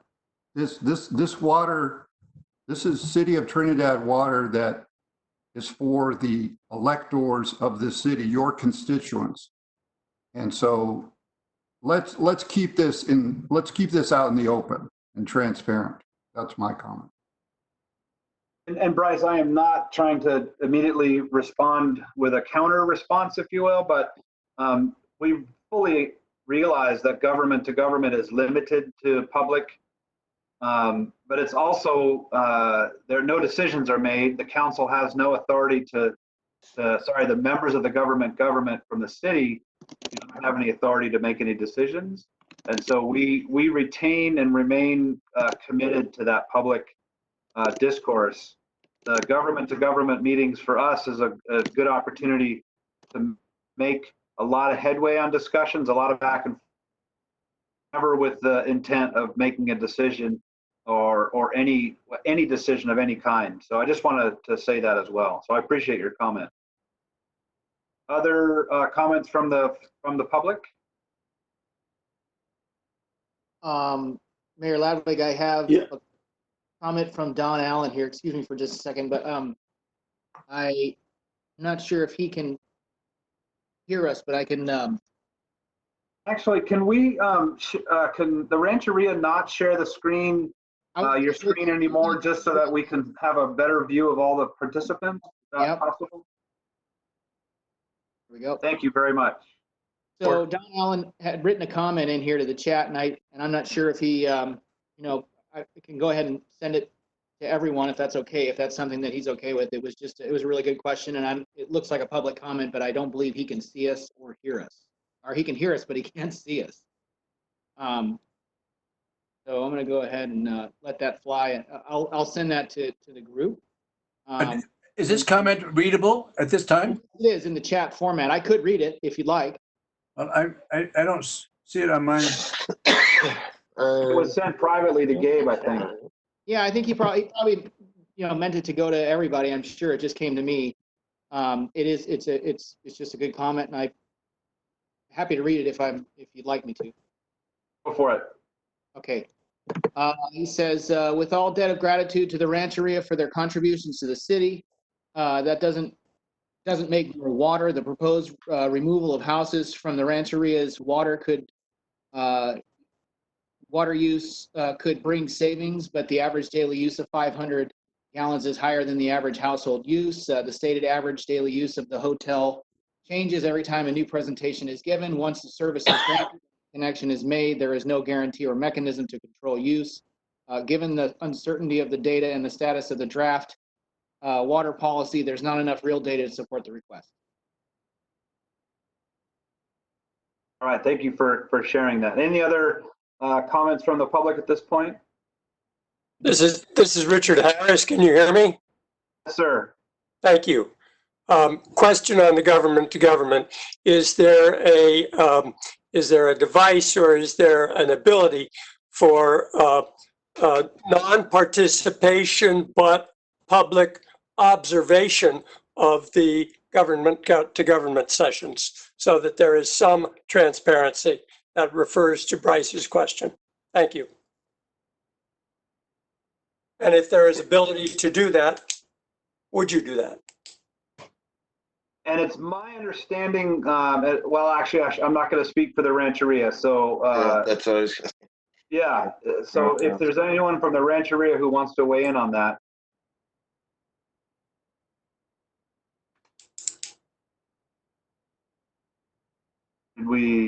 Hi, this is Jackie, CEO. Government to government consultation is where two sovereigns engage in a conversation.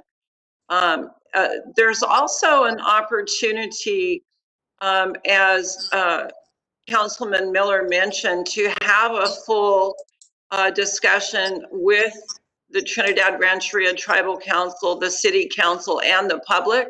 That's no problem. But when you're engaging in formal government to government consultation, that is a formal meeting between two governments, and that's what it was laid out for.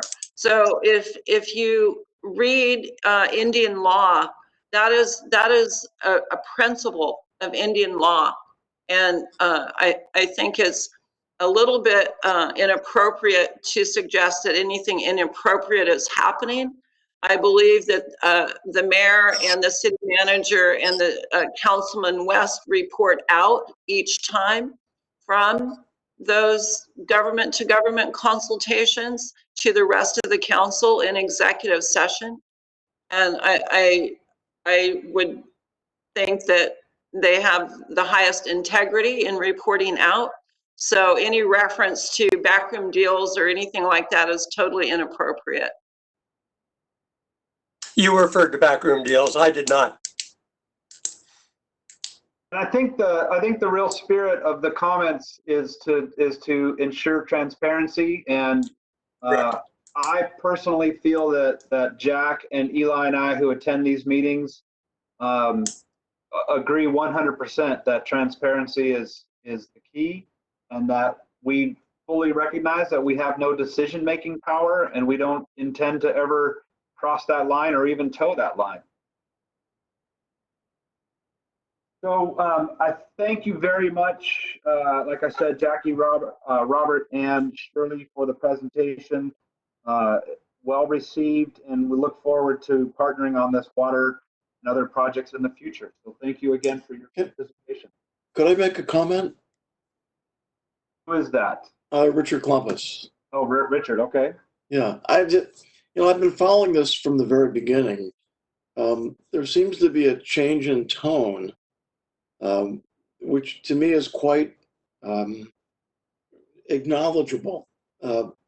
It seems from the presentation I've seen tonight is that the Rancheria is positioning themselves more as a partner with Trinidad based upon the amount of effort and financial investment they've made in the community.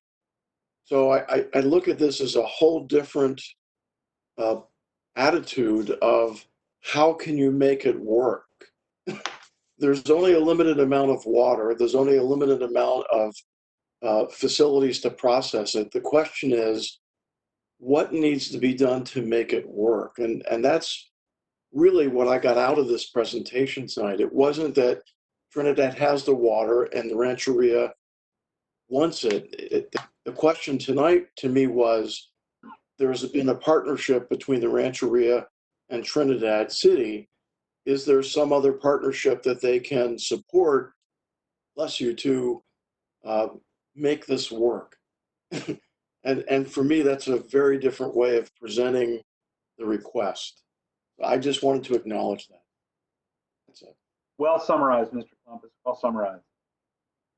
Moving on, thank you again. Moving on to number 4, the decision regarding Ordinance 2020-01, amending the zoning ordinance Title 17 of the Trinidad Code, define emergency shelter and allow them in planned development and commercial zones as a principally permitted use.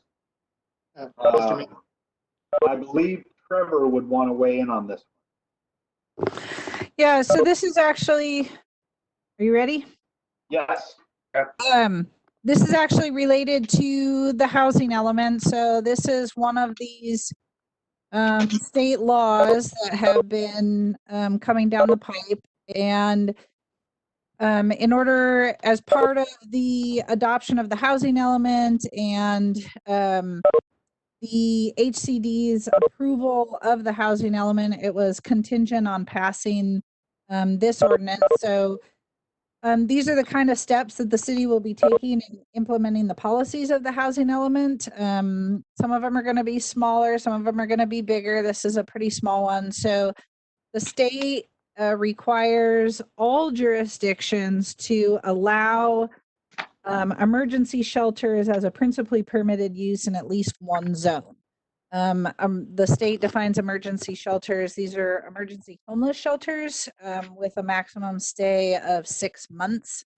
And then the state limits how jurisdictions can regulate these. So at the bottom of page 1 of my staff report, there's sort of a list of the things that the state allows the city to regulate.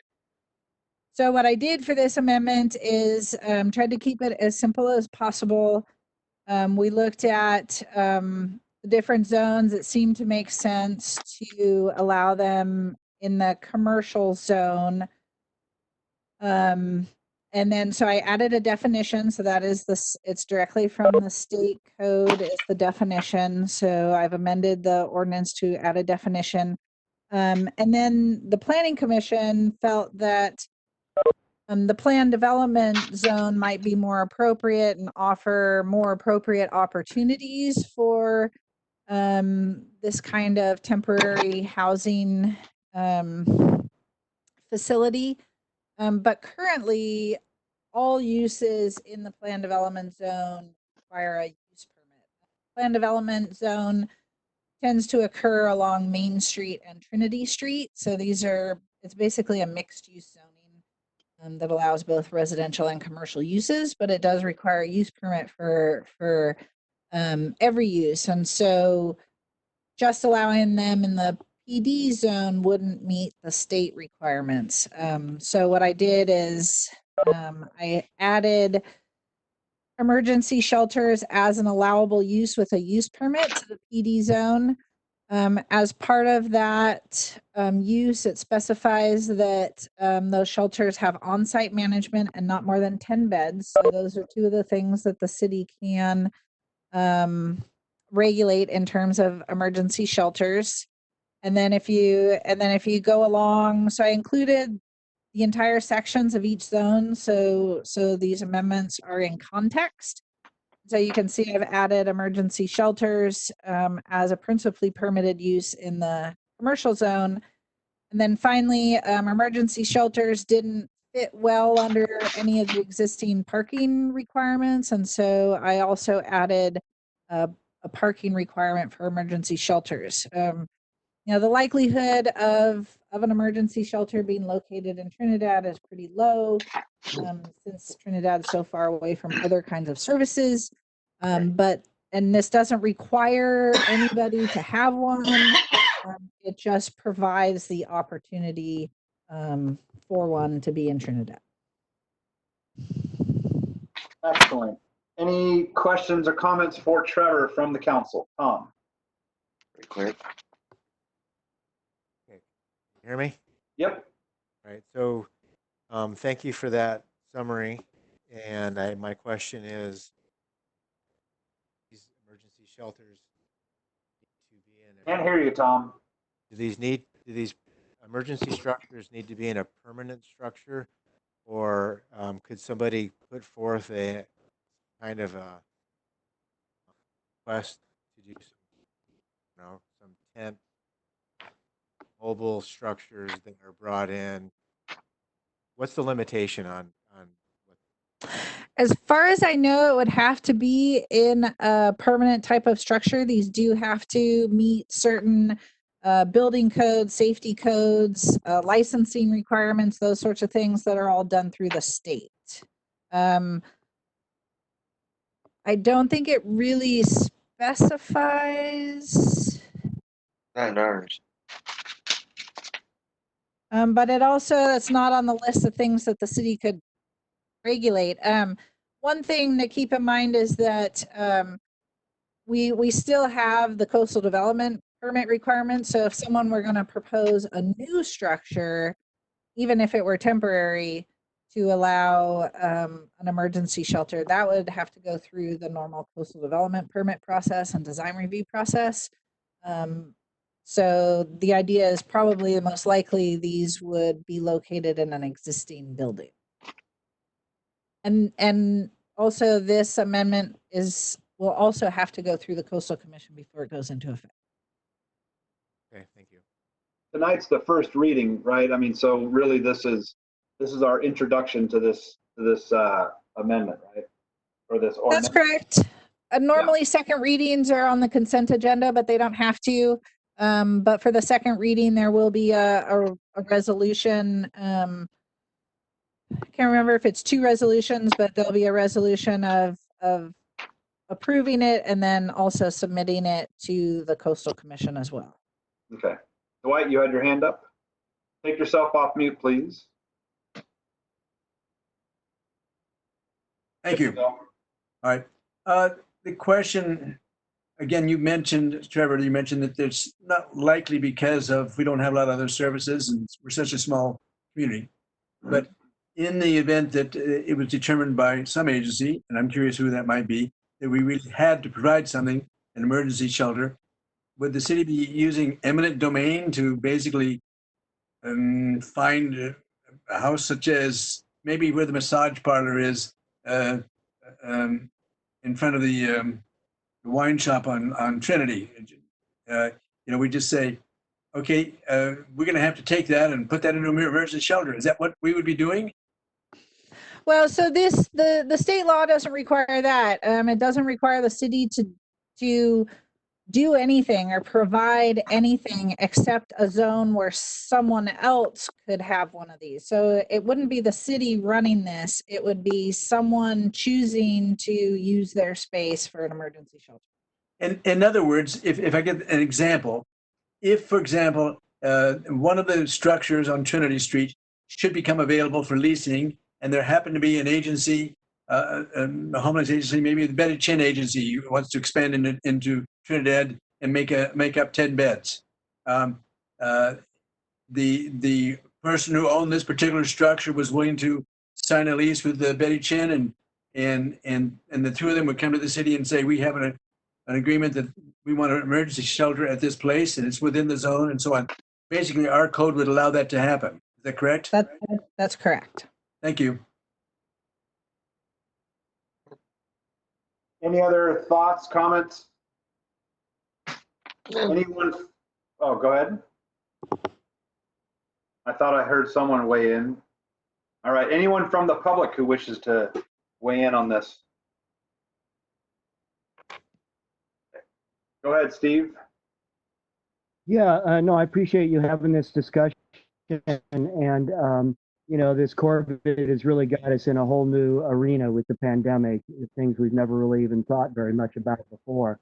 So one of the things that's being discussed is if we were to create homeless emergency shelters, where might they be and how might we do that? There is Project Room Key that some of you might have heard about, with federal and state dollars coming down to put some of the most vulnerable homeless in hotel, motel rooms with assistance from the county, being monitored, et cetera. But the majority of that population is not going to be housed by Project Room Key. And they're being advised by CDC and the health officer at the state to keep people isolated in their camps. Well, we don't really have the right or authority as government to tell people they have the right to continue to camp on private property, which is where most of the camps are, although many of them in the Trinidad area are on Trinidad Coastal Land Trust property and other properties along the bluffs and the coast, as well as state parks. So the idea here is, if we were to try and provide some emergency camps, what might they look like? Where might they go? And it could be something as simple as say, if you look at Trinidad, there's probably nowhere that people are going to say, well, we want it here, right? That just doesn't work that way. Nobody's going to want it anywhere, really, right? But if you were to have something in town, rather than taking over a private business, which would involve all kinds of really intense things, you might just say, how about the parking lot at the park and ride over at the freeway? A cyclone fence gets put up and you create a camp for 5 to 8 people. So, you know, in Trinidad, you're not looking at emergency camps for 100 people or 1,000 people or whatever, but there are probably a couple of dozen people or more that are in the woods around Trinidad and along Scenic Drive in that area. McKinleyville, the solutions, the areas we use might look a little different. Well, you know, you need to think broadly. It's really just, if we were to have something, where might we want it, and how would that work? And, you know, my sense as a supervisor is that every community has this issue. And if we can try and provide as many little places here and there for people to do this, maybe that's less impact. I don't know. This is a new thing for all of us, but just adding that to the conversation. Thank you. Very super. And really, as my understanding is, we're really just saying that if anything is going to happen, it's in a planned development zone. Right. That's really, we're saying that we're not, that this ordinance says you can't do it in commercial or in residential. It's got to be in planned development. Is that a fair enough simplification?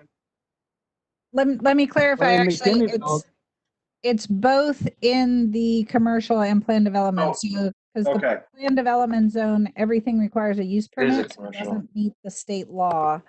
So this would allow a shelter in the commercial zone as a principally permitted use. In the PD zone, they'd have to get a use permit because all uses in the PD zone require a use permit.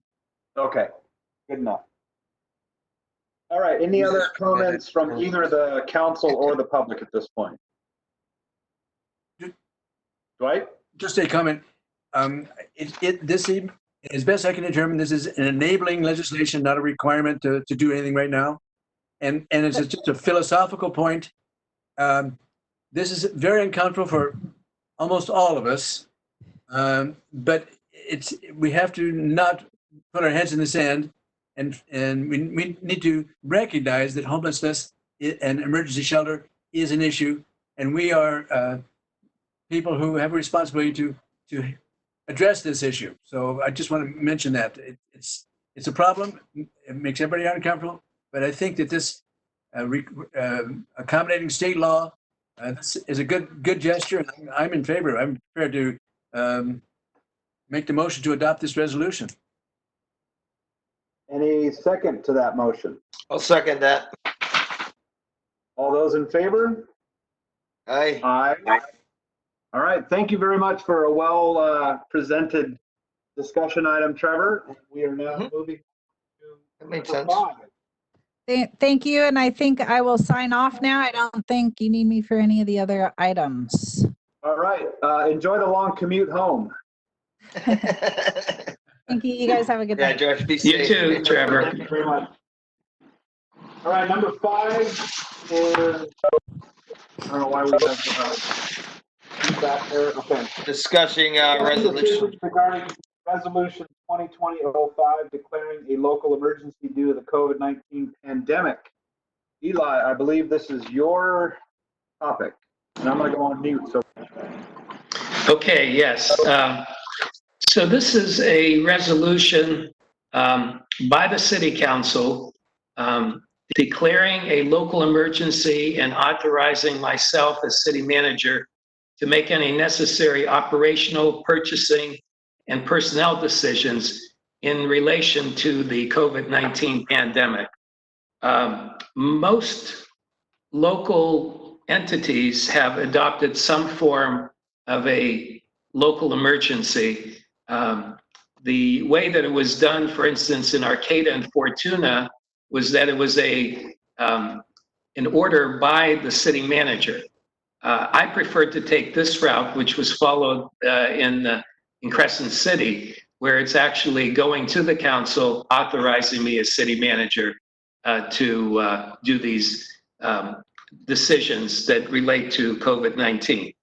Part of this related, for instance, when we were dealing with the STR resolution, when that came up, initially, in my conversation with the mayor and mayor pro tem, we were trying to figure out how can we quickly get an emergency action, an emergency order. And this would allow us to do it. In other words, we wouldn't have to wait until there's a meeting of the council. We could act quickly, and who knows what's going to be on the horizon with this COVID-19. Today, actually, in the news, they're saying that there have been more deaths today in the different states. So more states have deaths today than they have up until today. So up until today, it was more focused in several states. So now it's spreading a little bit more. Of course, it's going to reach a peak and then start going downward.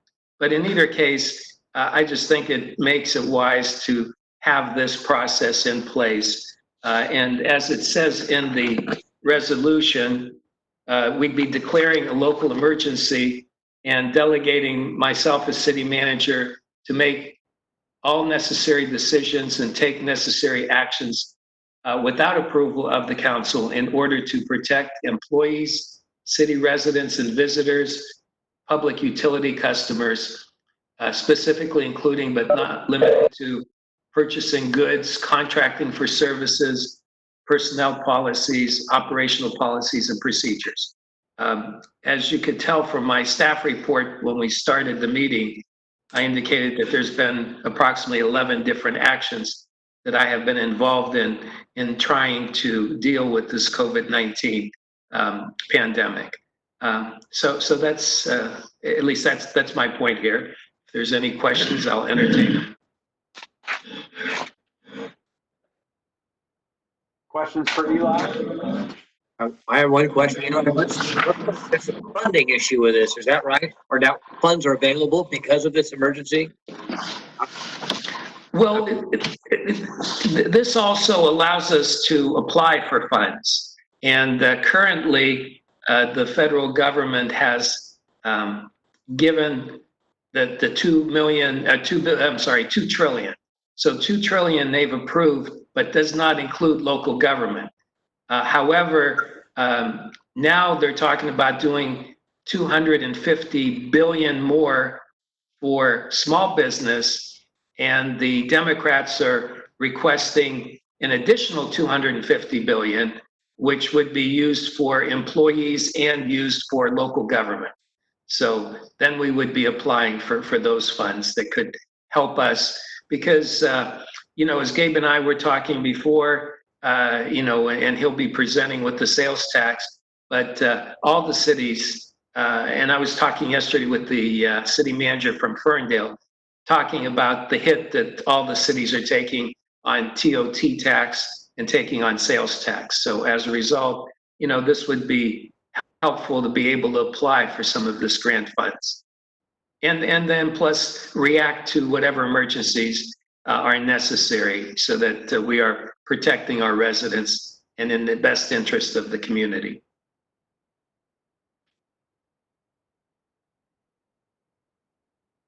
Any questions or further comments? Yeah, so how do we just get like updates if something happens, just so that we're aware, like, okay, this decision's been made now, and then if we have more questions or need more details, you can just, I'm basically saying I like doing this. I agree, it saves a lot of time, but just ensure that we get to know stuff too, because it is so evolving and so new. Yeah, definitely. I agree. You need to have updates of any actions that I'm taking along those lines, because some of these things normally I would be requesting the council.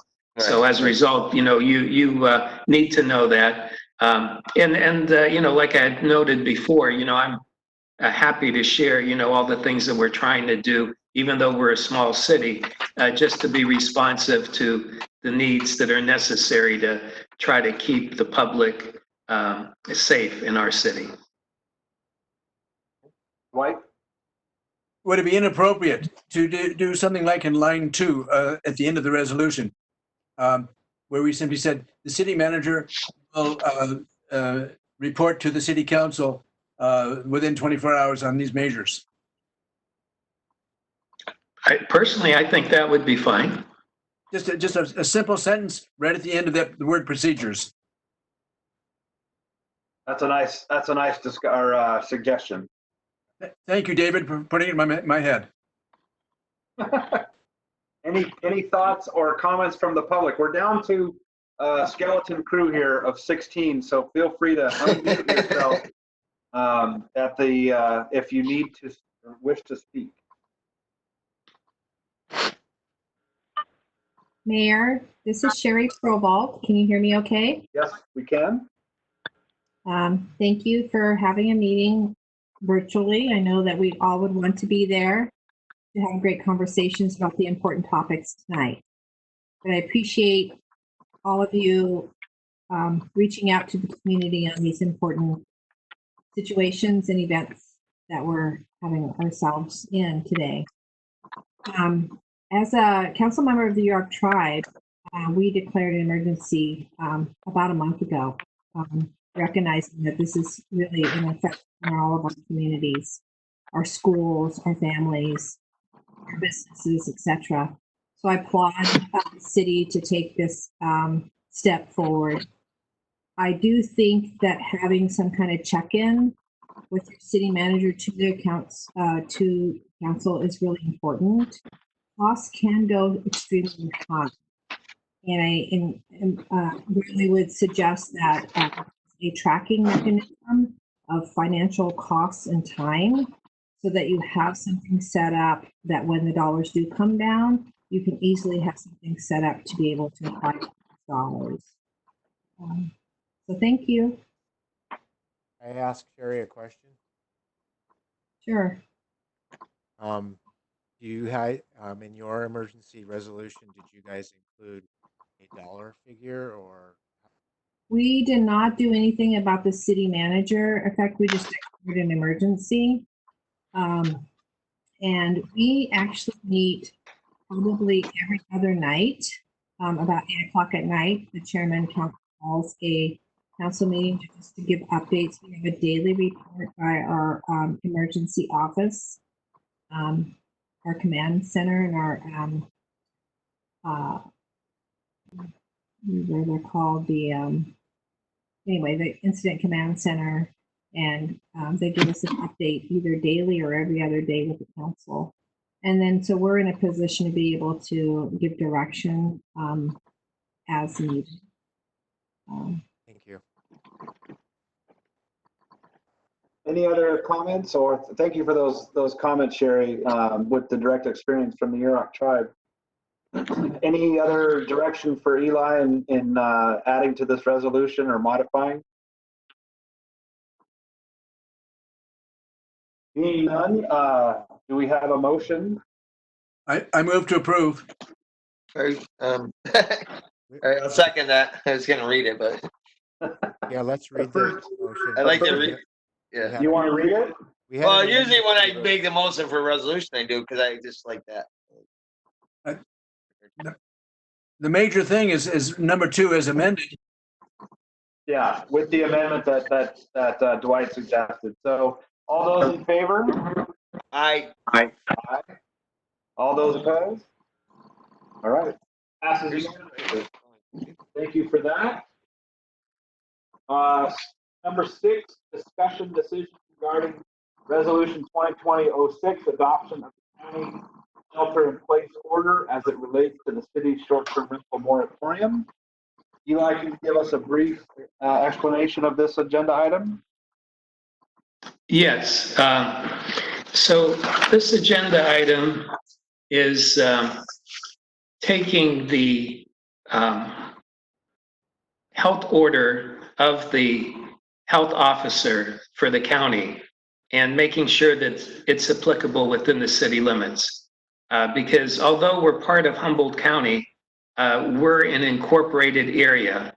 And just to make it clear that whatever edict that they've come up with, that order is also applicable within our city limits. And that's what this resolution will do. And specifically, the health order that was done on March 30th and is Exhibit A. And in there, it does include a number of things that are broader than our resolution that we had that was dealing with lodging. So this would deal with a broader category as far as the people that are impacted and the fact that there is a priority for residents of Humboldt County so that this way it can try to keep people sheltering in place and try to avoid having too many people that are coming into the county that are not considered or have people coming into the county who are not considered essential workers. So this would give us like an extra layer that we can use in trying to keep the city as protected as possible. So we have the umbrella of both what the county's health order does and then also what our prior resolution did. Okay, thank you. Any questions for Eli? Tom? Yeah, I was reading through the through that ordinance or The 9 pages. and it seems that closing tennis courts, Saunders Park, it talks about closing public gathering areas.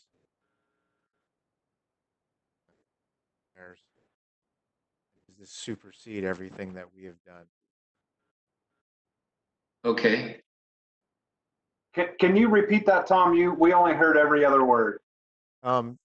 It's reading through the ordinance, and I've got papers everywhere here, so I'm having a hard time finding what I'm looking for. But Starts at 155, 176. I think it says somewhere in there that public parks and things are closed. So would that be the Trinidad, like the tennis courts, Saunders Park, etc.? Well, in there, it's saying in addition, any area of a public park that does not permit 6 feet of social distancing when being used shall be closed. Okay. So in other words, like playground equipment. Okay. So the park, Saunders Park, could stay open because it provides 6 feet of social distancing, right? Same with tennis courts. Okay. All right. I just wanted to clarify that. Thanks. Okay. Jack? We've had letters written about the parking at the beach. Would that affect the beach parking?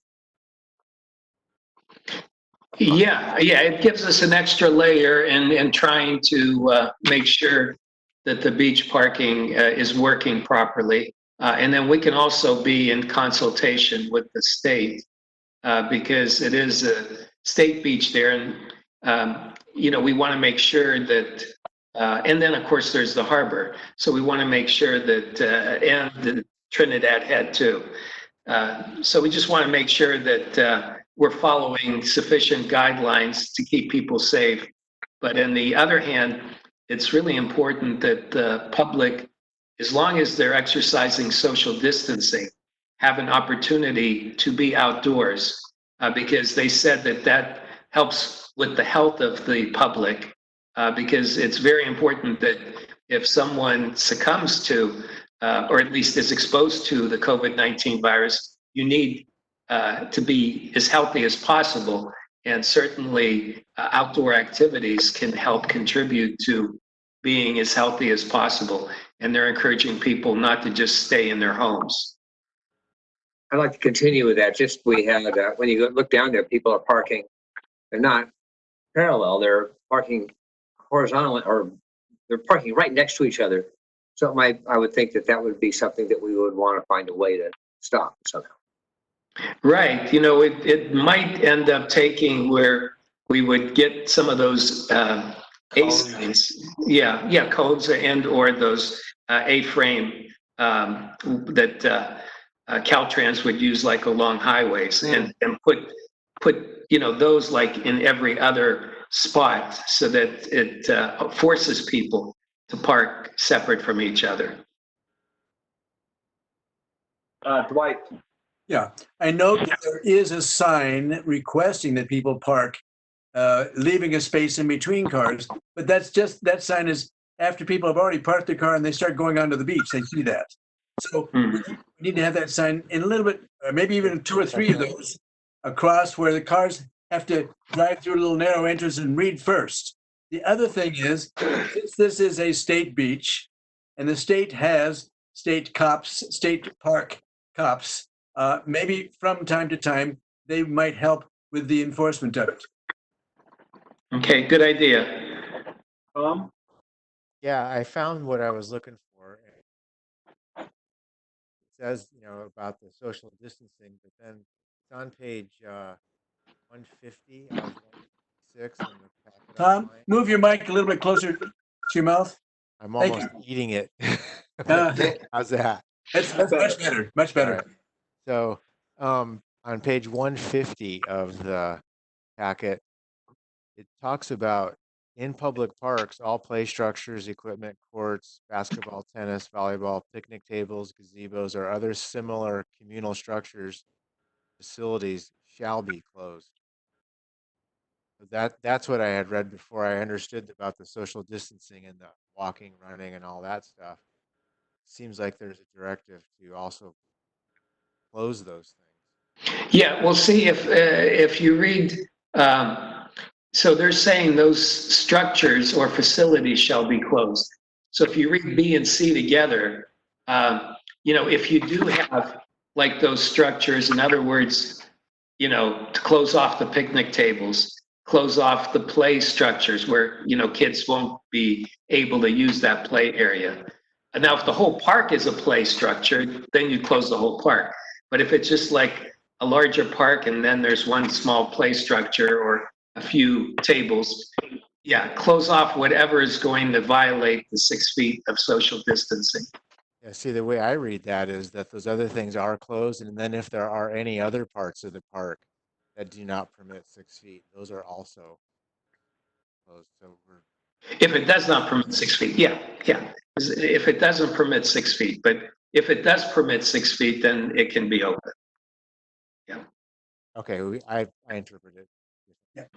So it sounds like if we adopt this additional, this amendment to the resolution, then we have the ability to be more proactive in blocking off or limiting people from congregating less than 6 feet. In other words, we can put up those A-frame barricades down at the beach, or we can rope off the gazebo part of Saunders Park or something like that if we notice that people are not utilizing the space with the 6 feet distancing, then we can put a rope around it or something like that. That's what I'm reading into this thing, that we have the ability, because the county has made this additional sort of stipulation about COVID-19, and if we adopt this with our amendment, with our resolution rather, then we can put into place similar measures. So that's, I think, what's at discussion here. We can certainly talk later about how to implement it, but I think that tonight is really, do we want to add this even more restrictive language to the resolution that we passed a week and a half ago, 2 weeks ago?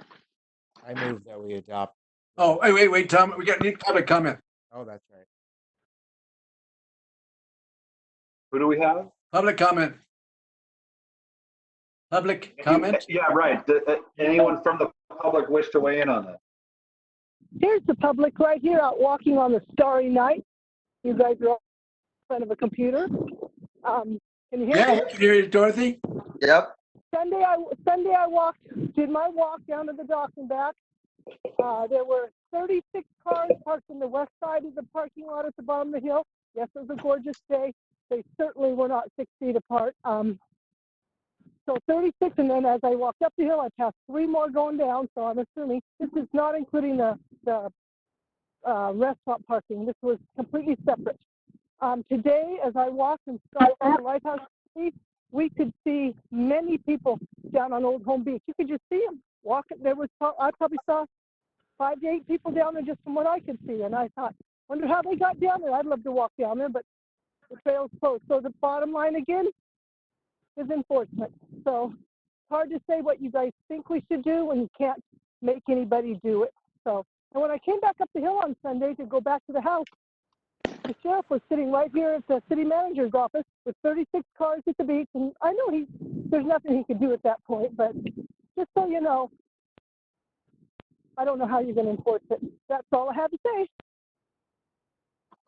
Thank you for your input, and I think what we're really working on here is having the ability to have the sort of the resolution behind action. And so if it's in our resolution, we have the ability to act with a lot more guidance. And so these public spaces with this additional language, we do have more guidance on what to do with our public spaces beyond just the lodging, which is what the original resolution served to address. Yep. So do we have any other comments from the public?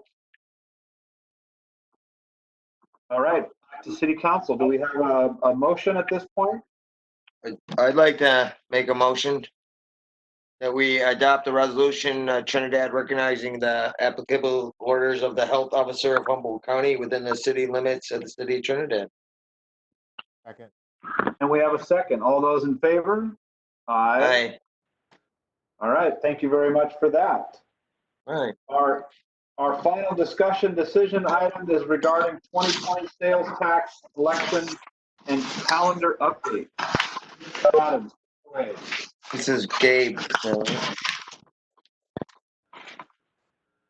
Yeah, I guess unless Eli wants to start out with something, you might want to introduce it. I'm not sure. But I do have a brief presentation, just a couple of slides that I could throw up there and share. But I guess I'll just start with if Eli wants to add anything. Okay, yeah, this is Eli, and so this item is dealing with the sales tax measure, the 3/4 of a cent sales tax that we have currently in place, and it will be up for renewal this November.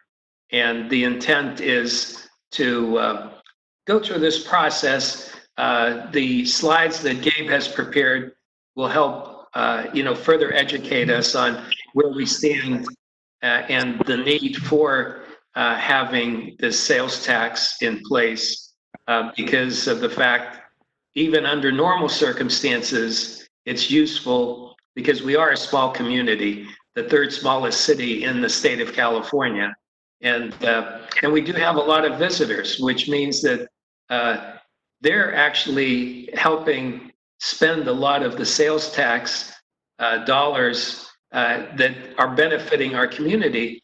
And as well they should, because they're using our resources. They're driving on our streets, they're using the beach, and so on. And there's wear and tear in the community. And therefore, this sales tax and the support from the visitors helps us have that maintenance and upkeep, because we have a very small base of residents to help support the maintenance of the city.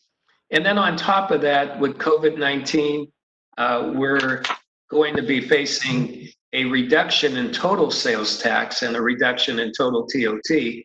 So this is essential that we keep this 3/4 cent sales tax in place. So I'll turn it over to Gabe, and he can give a lot of information. Okay. So I prepared a couple slides. We've been talking about this. I think we started this discussion in February, and I took some feedback from the council, basically asking for, well, if I remember Dwight, he wanted to see charts. Dwight liked charts. He wants to craft. And Tom wanted to see a couple of things, which I'll touch on here in the slides. Yeah, I might as well just get her rolling here, as opposed to reading the staff report, which was in your packet. But so here's a little history. We got this coming up here in November. We have to decide whether we put this on the ballot or not. We have until, I believe, the June meeting to kind of make that decision. So, the sooner we make it, the better, with all the other distractions that seem to be happening now and all the other things that are popping up on our agendas with regards to COVID and whatnot. I wouldn't want to put this off too long, but we'll take the time that we need, but June is pretty much, I think, the cutoff, the June meeting. Here's a little bit of the history as to how this sales tax has been, with the city for a while. In November 2004, the voters approved a 1% sales tax increase for 4 years. It was to expire in March, which is why 2007, only 3 years later, if you do the math, we have to make that determination before the sunset of that particular tax. But then in 2007, it was a special election. If you can see, it was April. The voters denied the 1%, but then came back in November 2008 when there was a much higher voter turnout. And with a little compromise, the city lowered the tax to 7.5, 3/4 of a cent. And then from there, every 4 years since then, the tax has been approved. And then to follow up with Davey's question at the last meeting, what was the percentage? You can see there at the bottom, the 2016, it passed with 63%. And if my memory serves, I think they were all well into the 60% passing over the years. So here's a list of the sales tax generators that the city has, and I didn't necessarily put them in any particular order, but retail, of course, the gas station. The gas station is that's significant. If not, and it is at the top for a reason. Restaurants, gift shops, groceries, only certain items in the grocery stores you pay tax for. You don't pay tax for everything. Right. And online shopping, of course. And then there's the big ticket items, which are vehicle purchases. If you get a big order of construction materials, if it's a new house being built in Trinidad and Milliard delivers $10,000 worth of materials, I believe those materials are taxed on where they're delivered, as opposed to just over the counter there in Arcata. And appliance deliveries, certain things that are delivered. They call these taxes the transaction and use tax. So there's the transaction which occurs at the counter, and then there's the use. So certain items qualify as part of that use tax, and the tax gets applied to the city that you are either having that item delivered or where you are using it, such as where your vehicle's registered. Here's the first chart. This is a pretty simple breakdown of what a tax dollar looks like. 6% of that of that 8.5% sales tax rate goes to the state. The county of Humboldt gets a combined 0.75. I think there's two rolled into that number right there, a 0.5 and a 0.25. The 0.25 is, I think, for transportation related efforts. And then the city gets 1% of that tax without our 0.75, right? So we're going to get 1% of the total tax rate no matter what. The 0.75 is our special tax. Here is a list of the revenue sources. These are this is where we're starting to drill down here to the nitty gritty of the city's revenues.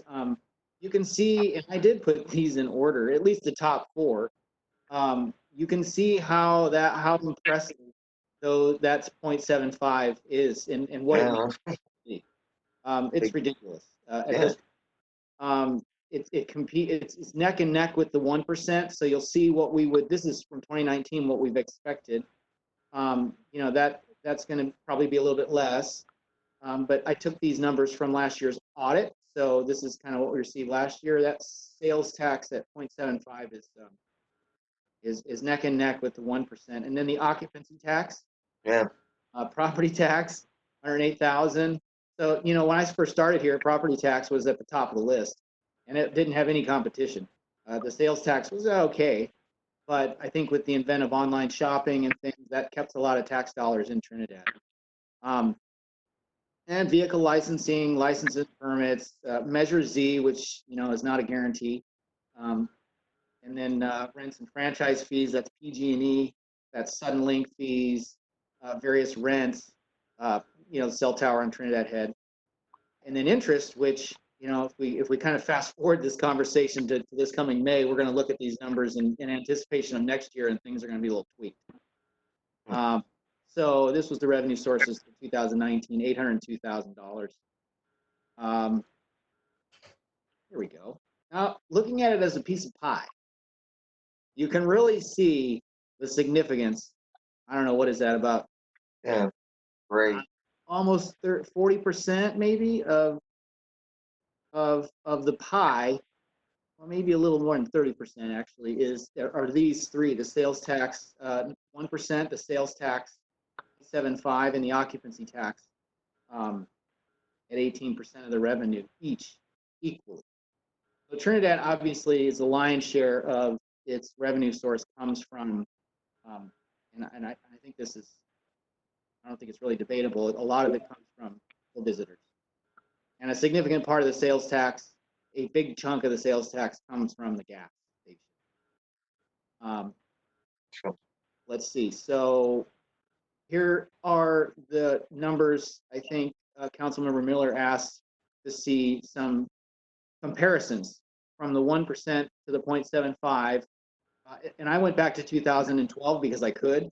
It was kind of a number crunch. There's some variables in here that I think may be hard to explain, so you can't necessarily look at them at face value. There was a weird thing that the state did when they had a budget deficit in the 2012 2011 year, where they borrowed some money for state taxes and then they paid you back.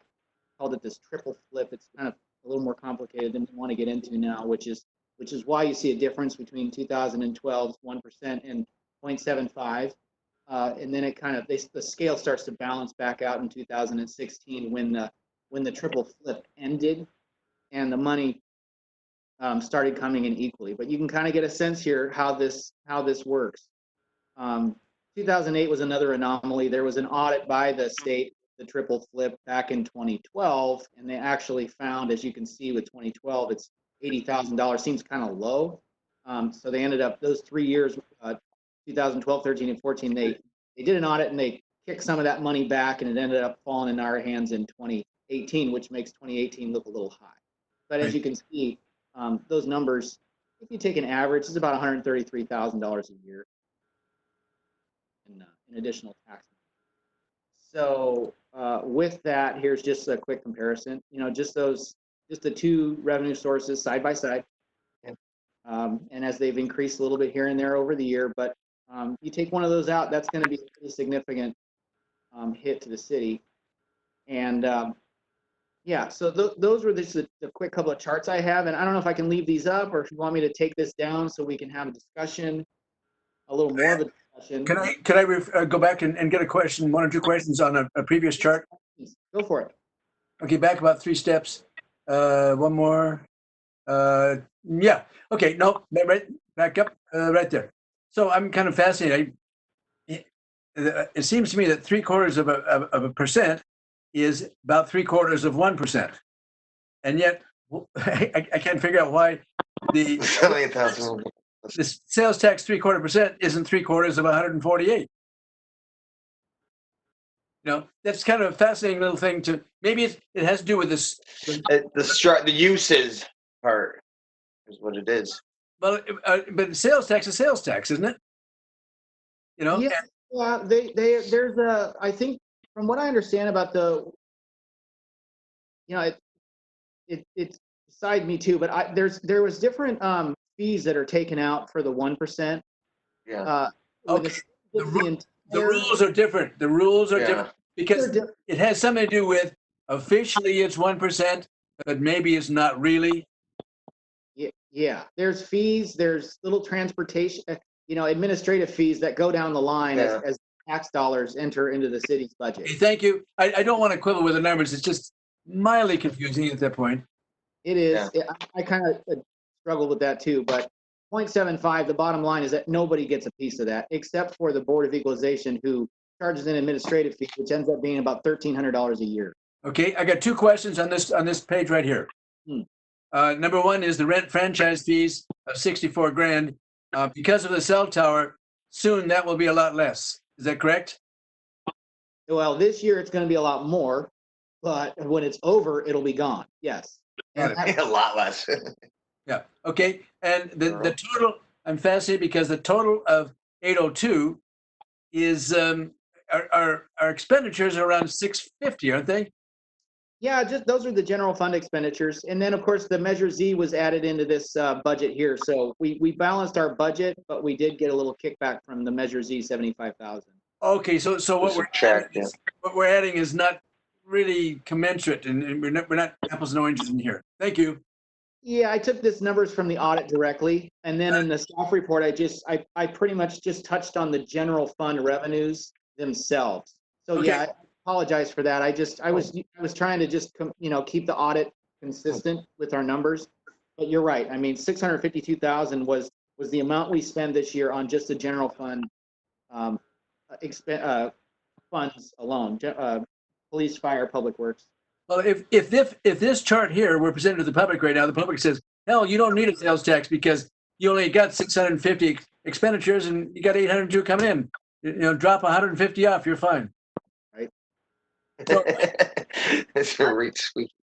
I think we ought to look carefully what's going on, because the gut level feeling, particularly in this time of no TOT and all kinds of other things, is we're going to need this, but we have to be able to make a very by the book, by the facts, series of convincing arguments to the public. And as we're discovering on a national scale, if people reveal things that are truthful and the public understands they're truthful, the public will support it. The public needs to trust the government data. And so we need to refine this in such a way as we make our pitch, which I am prepared to actually make a motion tonight after we've had some discussion to adopt having a sales tax on the November ballot. We need to make sure that what we're asking for can be stated convincingly in an honest way to the public. The public's not dumb. They'll drill down through the numbers, and ours isn't a huge budget to look at. So just got to make it real clear that we got 650 and 650 or less in their income this coming year, whatever.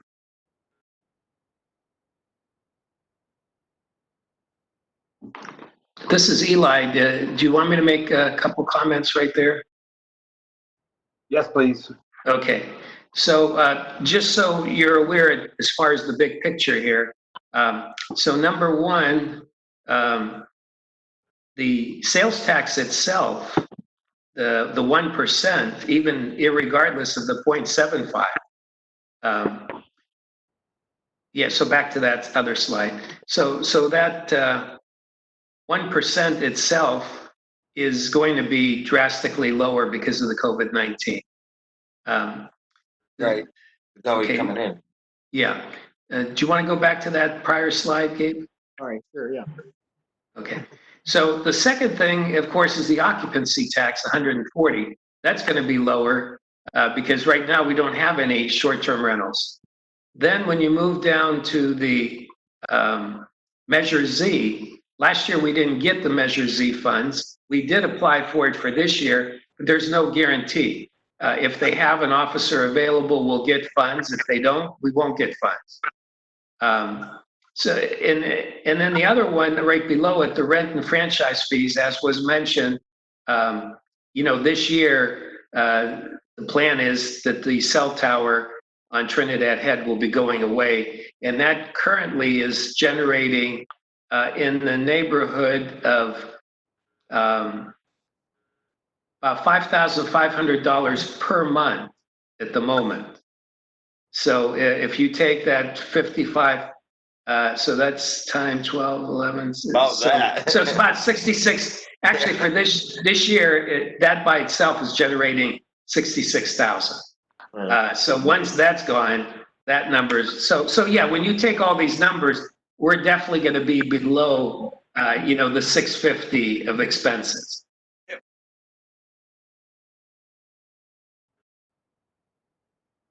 Other comments for this discussion? I hear Dwight with a possible motion, but do we have other discussion? And at this point, let me open it up to the few remaining public. Anyone from the public wish to weigh in on this discussion?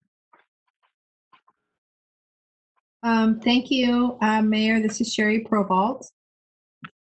Hello. Hello.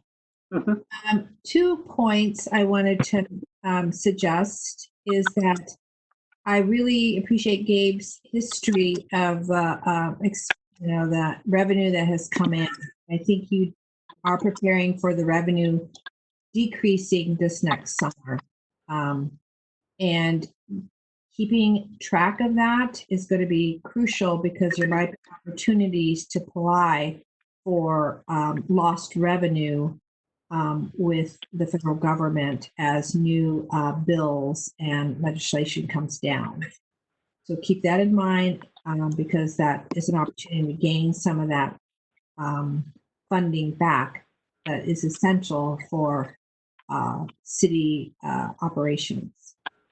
The second point I think was really important was the transparency of having $800,000, which may seem a little flush right now compared to the expenses that you have, but it's always good to have a rainy day, some money set aside just for situations like we have this year, so that we can continue to have our police and public works, etc. So knowing what that difference is and sharing with the community what the plan is for that difference. Nobody's going home with a big paycheck today because there's a difference, but it's set aside for these essential purposes. And so the community will be happy to know that we are planning ahead for those situations. So transparency is really important, and having a plan with what you're doing with those extra dollars, and having community input around what those extra dollars or the needs are. Building a skateboard park, setting aside funds for certain things, will be important to have that community comment on what we can do with these dollars that may be a little bit above what our expenditures are for this year. Thank you again, Mayor. Thank you, Sherry, for your comments.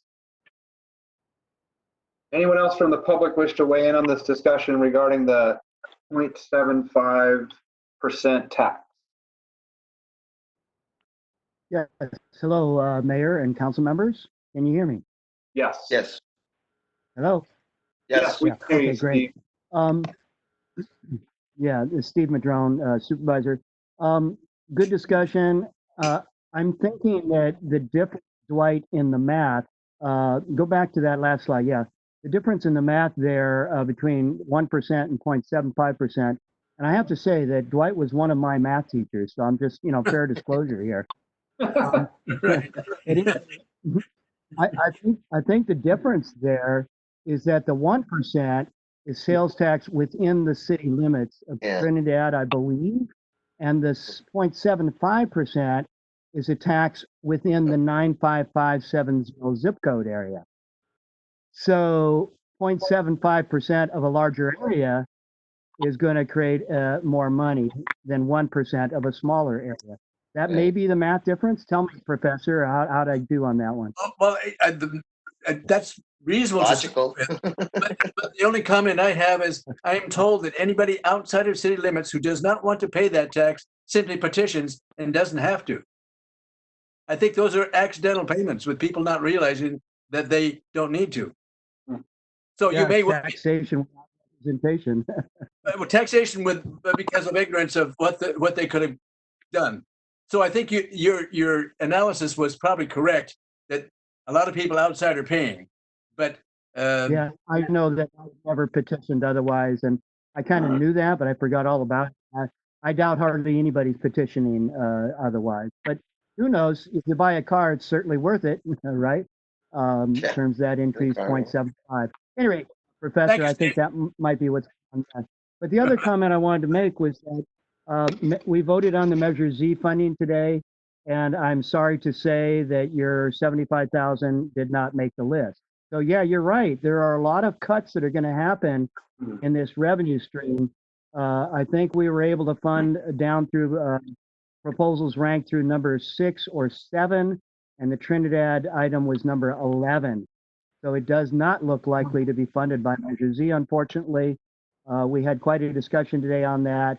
I'm concerned that a lot of that Measure Z money continues to be eaten up by all the increases in salaries to the ongoing expenses at the Sheriff's Department, the DA, probation, and DHHS. And I've been trying as a supervisor to put a cap on those continuing expenses so that we can maintain the 3 million or more in the discretionary fund, which is where your proposal went for the 75,000. So that's something I continue to try and to do, because if we don't do that, eventually there won't be any discretionary money in Measure Z for these other items like the City of Trinidad and other efforts. So that might be something you as a city might want to weigh into at some point, provide a letter to Measure Z about your feelings about maintaining the discretionary pot.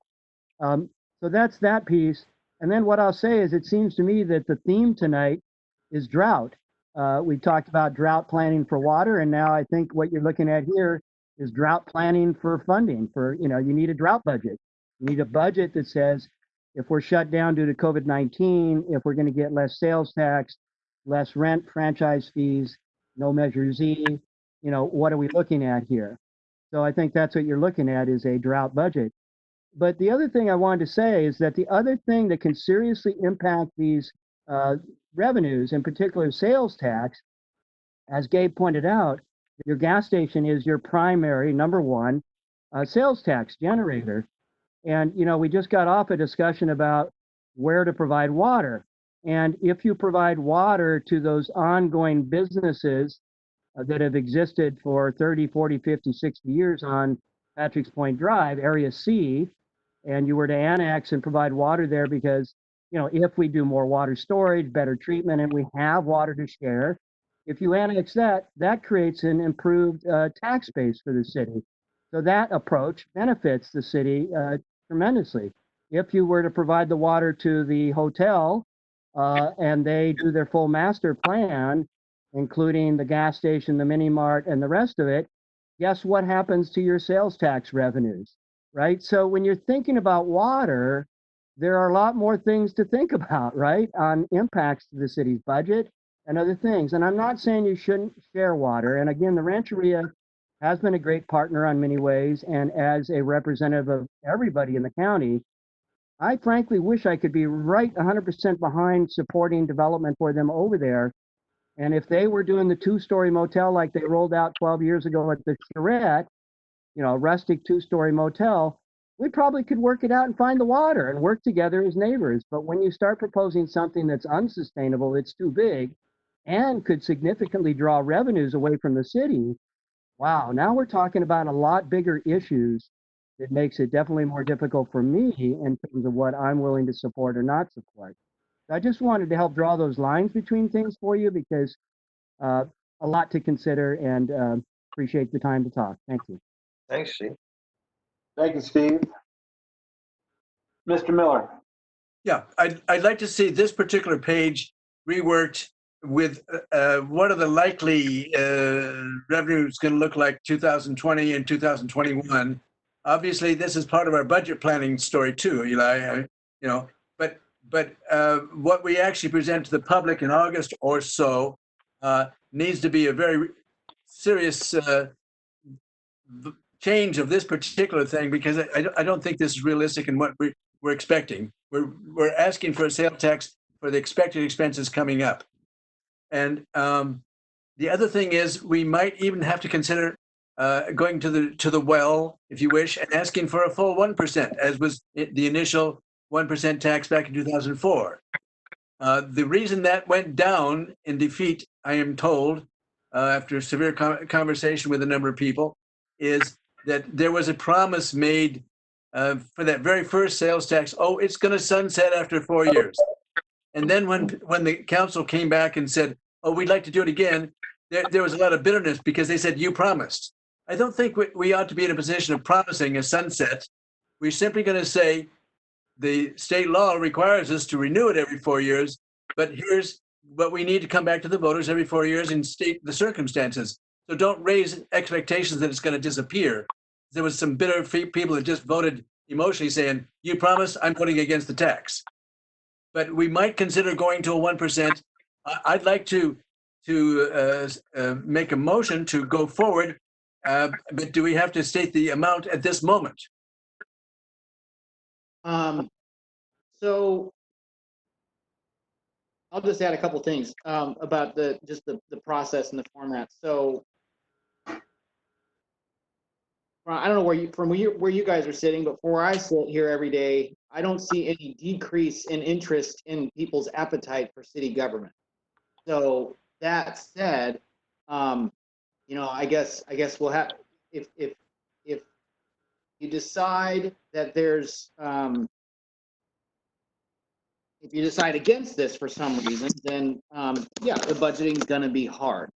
What we've talked about in the past is some different options that you can mull over. Take another month to do this. To answer your question directly, you can, well, first of all, there's about a $17,000 implementation fee if you want to change the tax. You know, maybe that's not the biggest in the world, but it's significant, as opposed to where if you just left it in place and we just renewed it as is and the city supported that, right? So to undo something, if you don't put a sunset on it, to undo a tax, it takes the simple majority vote of the city council. We tried that at the last election. We proposed it because we saw this was repeated a few times. So we proposed an option to the council, which was denied, shot down, of 0.75, I believe, with no sunset. You know, it doesn't have to not have a sunset. It can be for 10 years. So if you leave it at 0.75 and you just change the terms, we don't have to pay any new implementation. It helps with budgeting.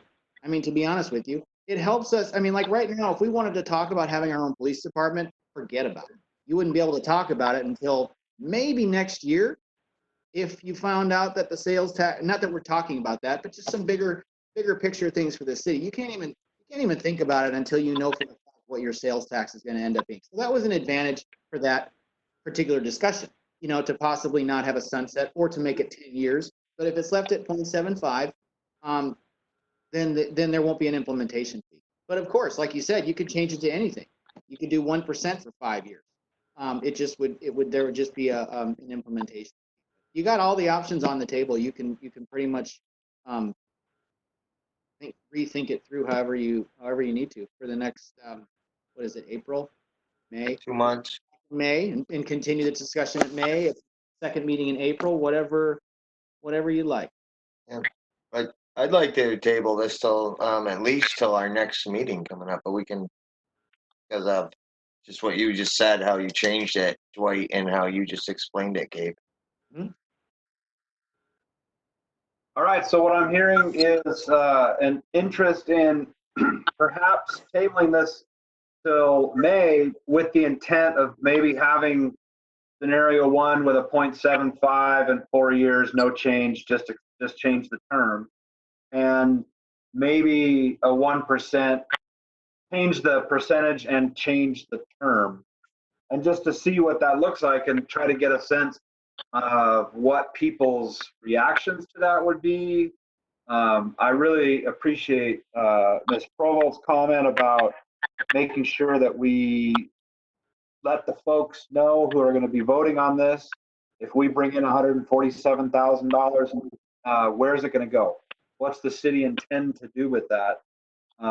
And just to also bring in Gabe's comment that, you know, the city wants quicker turnaround time, more time spent on processing forms and whatnot, and that's a person.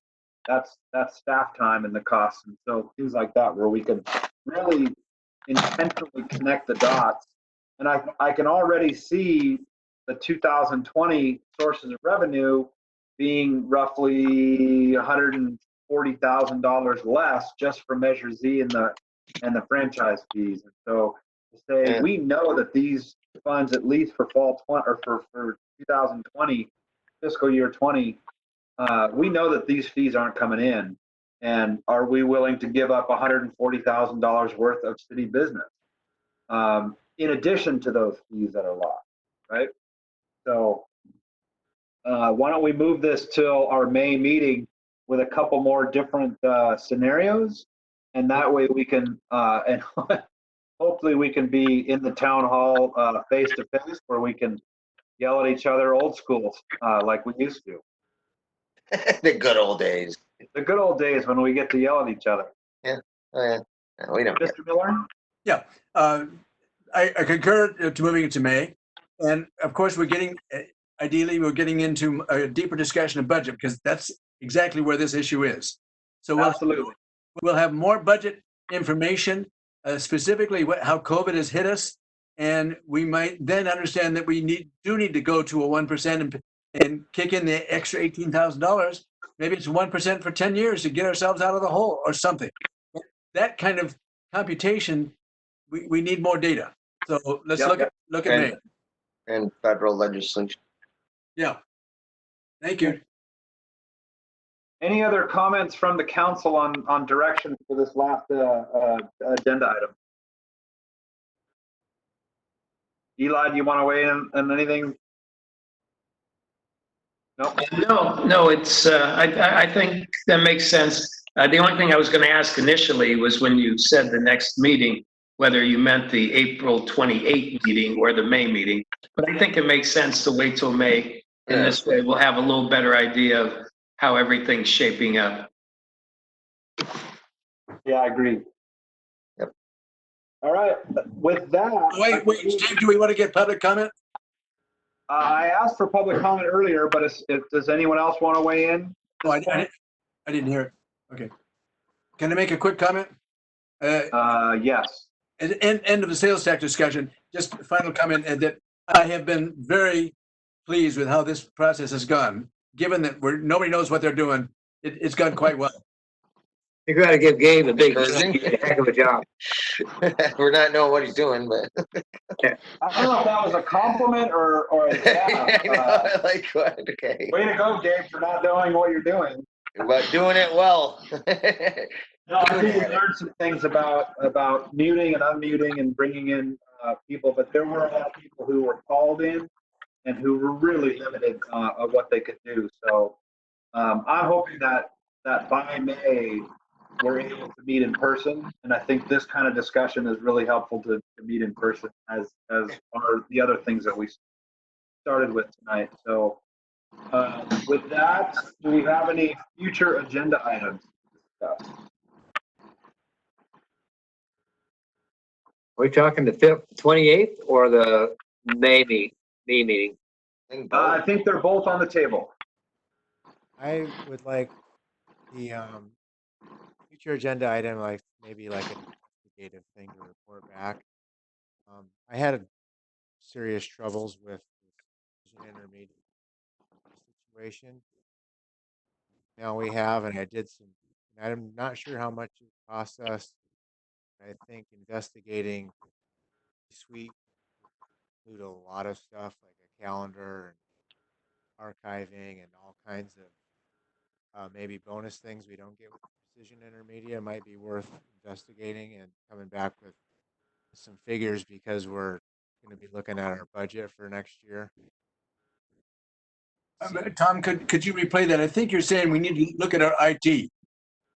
Is that right? Our contract with Precision Intermedia. Yeah, how much it costs and how much it would be compared to like a G Suite from Google for government. They have options out there. Thank you. I second that request. Okay. Other agenda items?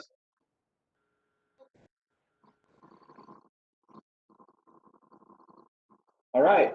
We will continue this discussion and seek input as we move forward. Yes, Dave. Just 2 weeks, I was saying. Okay. I forget on my camera all the time. Okay. A question. We're talking April 28th. We're talking about a closed session to try and deal with the city manager contract issue. Do you think there's going to be other closed session things? Which are we likely to be 5 o'clock or 5:30? Most likely.